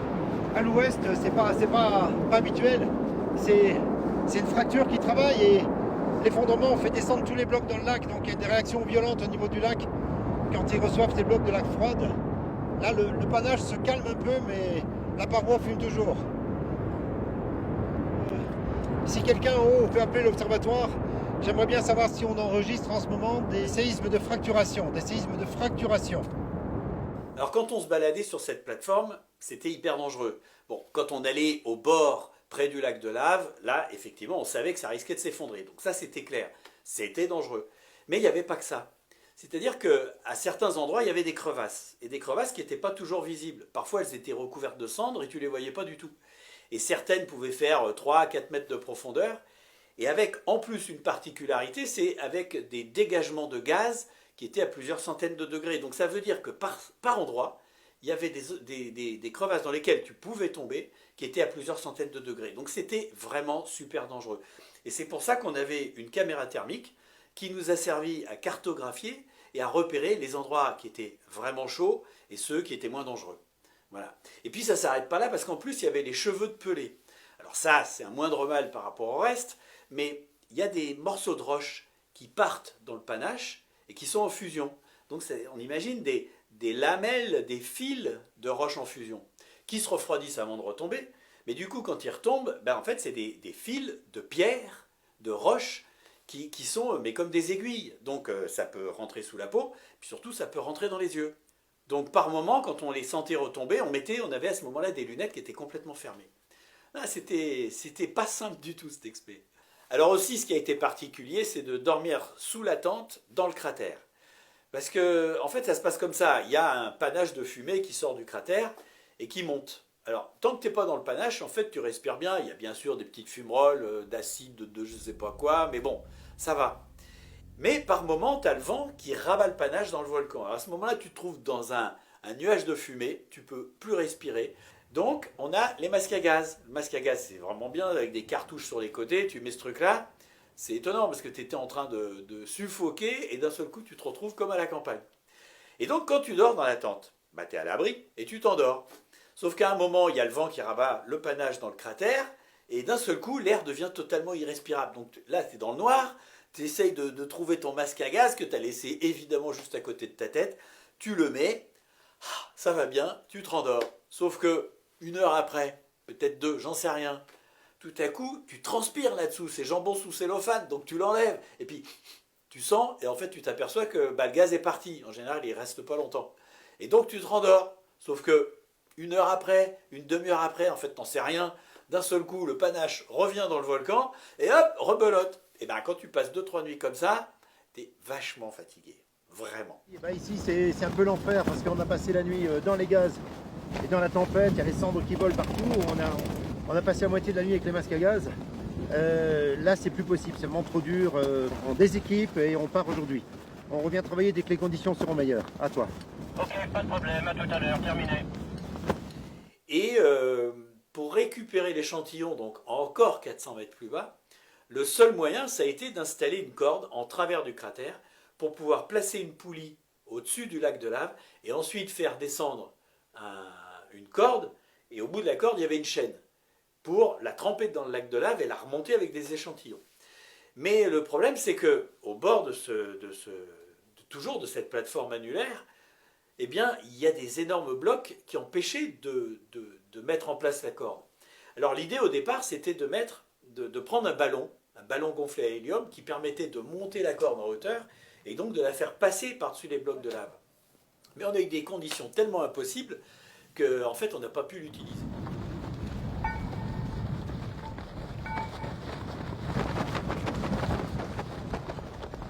Qu'est-ce qu'on va faire du coup là? Je crois que surtout on va abandonner. Vu les conditions météo actuelles, conditions qu'on retrouve tous les jours de toute façon, voilà, c'est pire que tout là.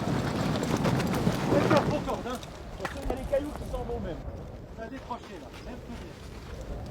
Il faut se reprendre sur un point d'amarrage rapidement. Là. Les cailloux sont envolés.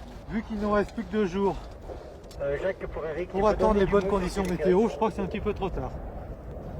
Danny n'a plus d'autre choix. Il faut dégonfler le ballon. Le prélèvement est terriblement compromis. Et le jour, on a vraiment, le dernier jour, en plus de l'expédition, il fallait qu'on s'en aille, on a essayé quand même de mettre en place la corde uniquement en étant au sol. Et là, il y a un copain, là, Eric, qui, lui, est monté sur un bloc de lave, c'était vraiment dangereux, hein, pour faire passer la corde qui était juste bêtement bloquée, pas loin, quoi. Et c'est comme ça qu'on a pu placer la poulie au-dessus du lac. C'est pas possible, il n'est pas à la verticale du trou, là. Non, il n'est pas à la verticale du trou. Mais il a dû... C'est bon Jacques, la corde est dans le vide, là j'ai réussi à monter sur le bloc. Allez, reviens prudemment, vérifie, fais pas de bêtises. La corde est safe, elle est dans le vide du cratère. Hein, tu laisses dérouler là, tu laisses dérouler. Hein. Et ensuite, pour récupérer l'échantillon, alors là ça a été vraiment la tension, parce que c'était... On le voyait monter cet échantillon, on l'avait, il était pas loin, mais ça pouvait casser, il pouvait retomber dans le lac. Et on était en fin de journée, vraiment c'était la dernière chance. Et il y a eu une atmosphère dans l'équipe de tournage et les volcanologues, tout le monde s'y est mis, puisqu'on n'était pas beaucoup en fait dans le cratère, on était 7-8. Et ça a été incroyable. Mais on a récupéré cet échantillon. Stop, stop, stop! Stop! Arrête Eric! Attends, parce qu'on a peur d'échantillons. Quand on va remonter, ça va arracher. Jacques, du mot mètre par mètre, tout doucement. Tout doucement, Jacques. Tout doucement, encore. Attention, laisse-moi passer. Laissez-moi descendre, bordel. Non, continue. Je dis rien.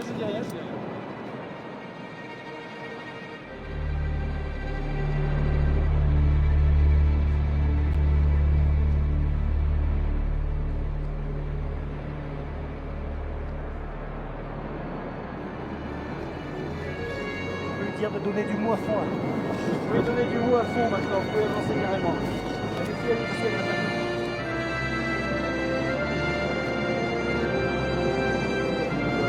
Voilà. Eh ben les copains, on n'a pas bossé pour rien, hein. Fais voir. Encore une réussite. Encore une. Génial. Voilà. Et c'est pas des petits, hein. Bien. Attention, ils sont fraîches. Ces échantillons, c'était hyper important pour les chercheurs parce que, en fait, leur grande crainte, c'est que les prochaines éruptions ne se passent pas sur les flancs de la montagne, le flanc du volcan, mais carrément dans la ville de Goma, en pleine ville, que la lave surgisse en pleine ville, donc ce qui serait absolument terrible. Donc ils essayent de savoir un maximum de choses pour essayer d'anticiper ce qui pourrait se passer. Voilà, c'est toujours comme ça la science. La recherche, on cherche, et puis progressivement on apprend des choses. Voilà, c'était le dernier épisode de cette mini-série spéciale confinement, qui m'a permis de revenir un petit peu comme ça dans mon passé.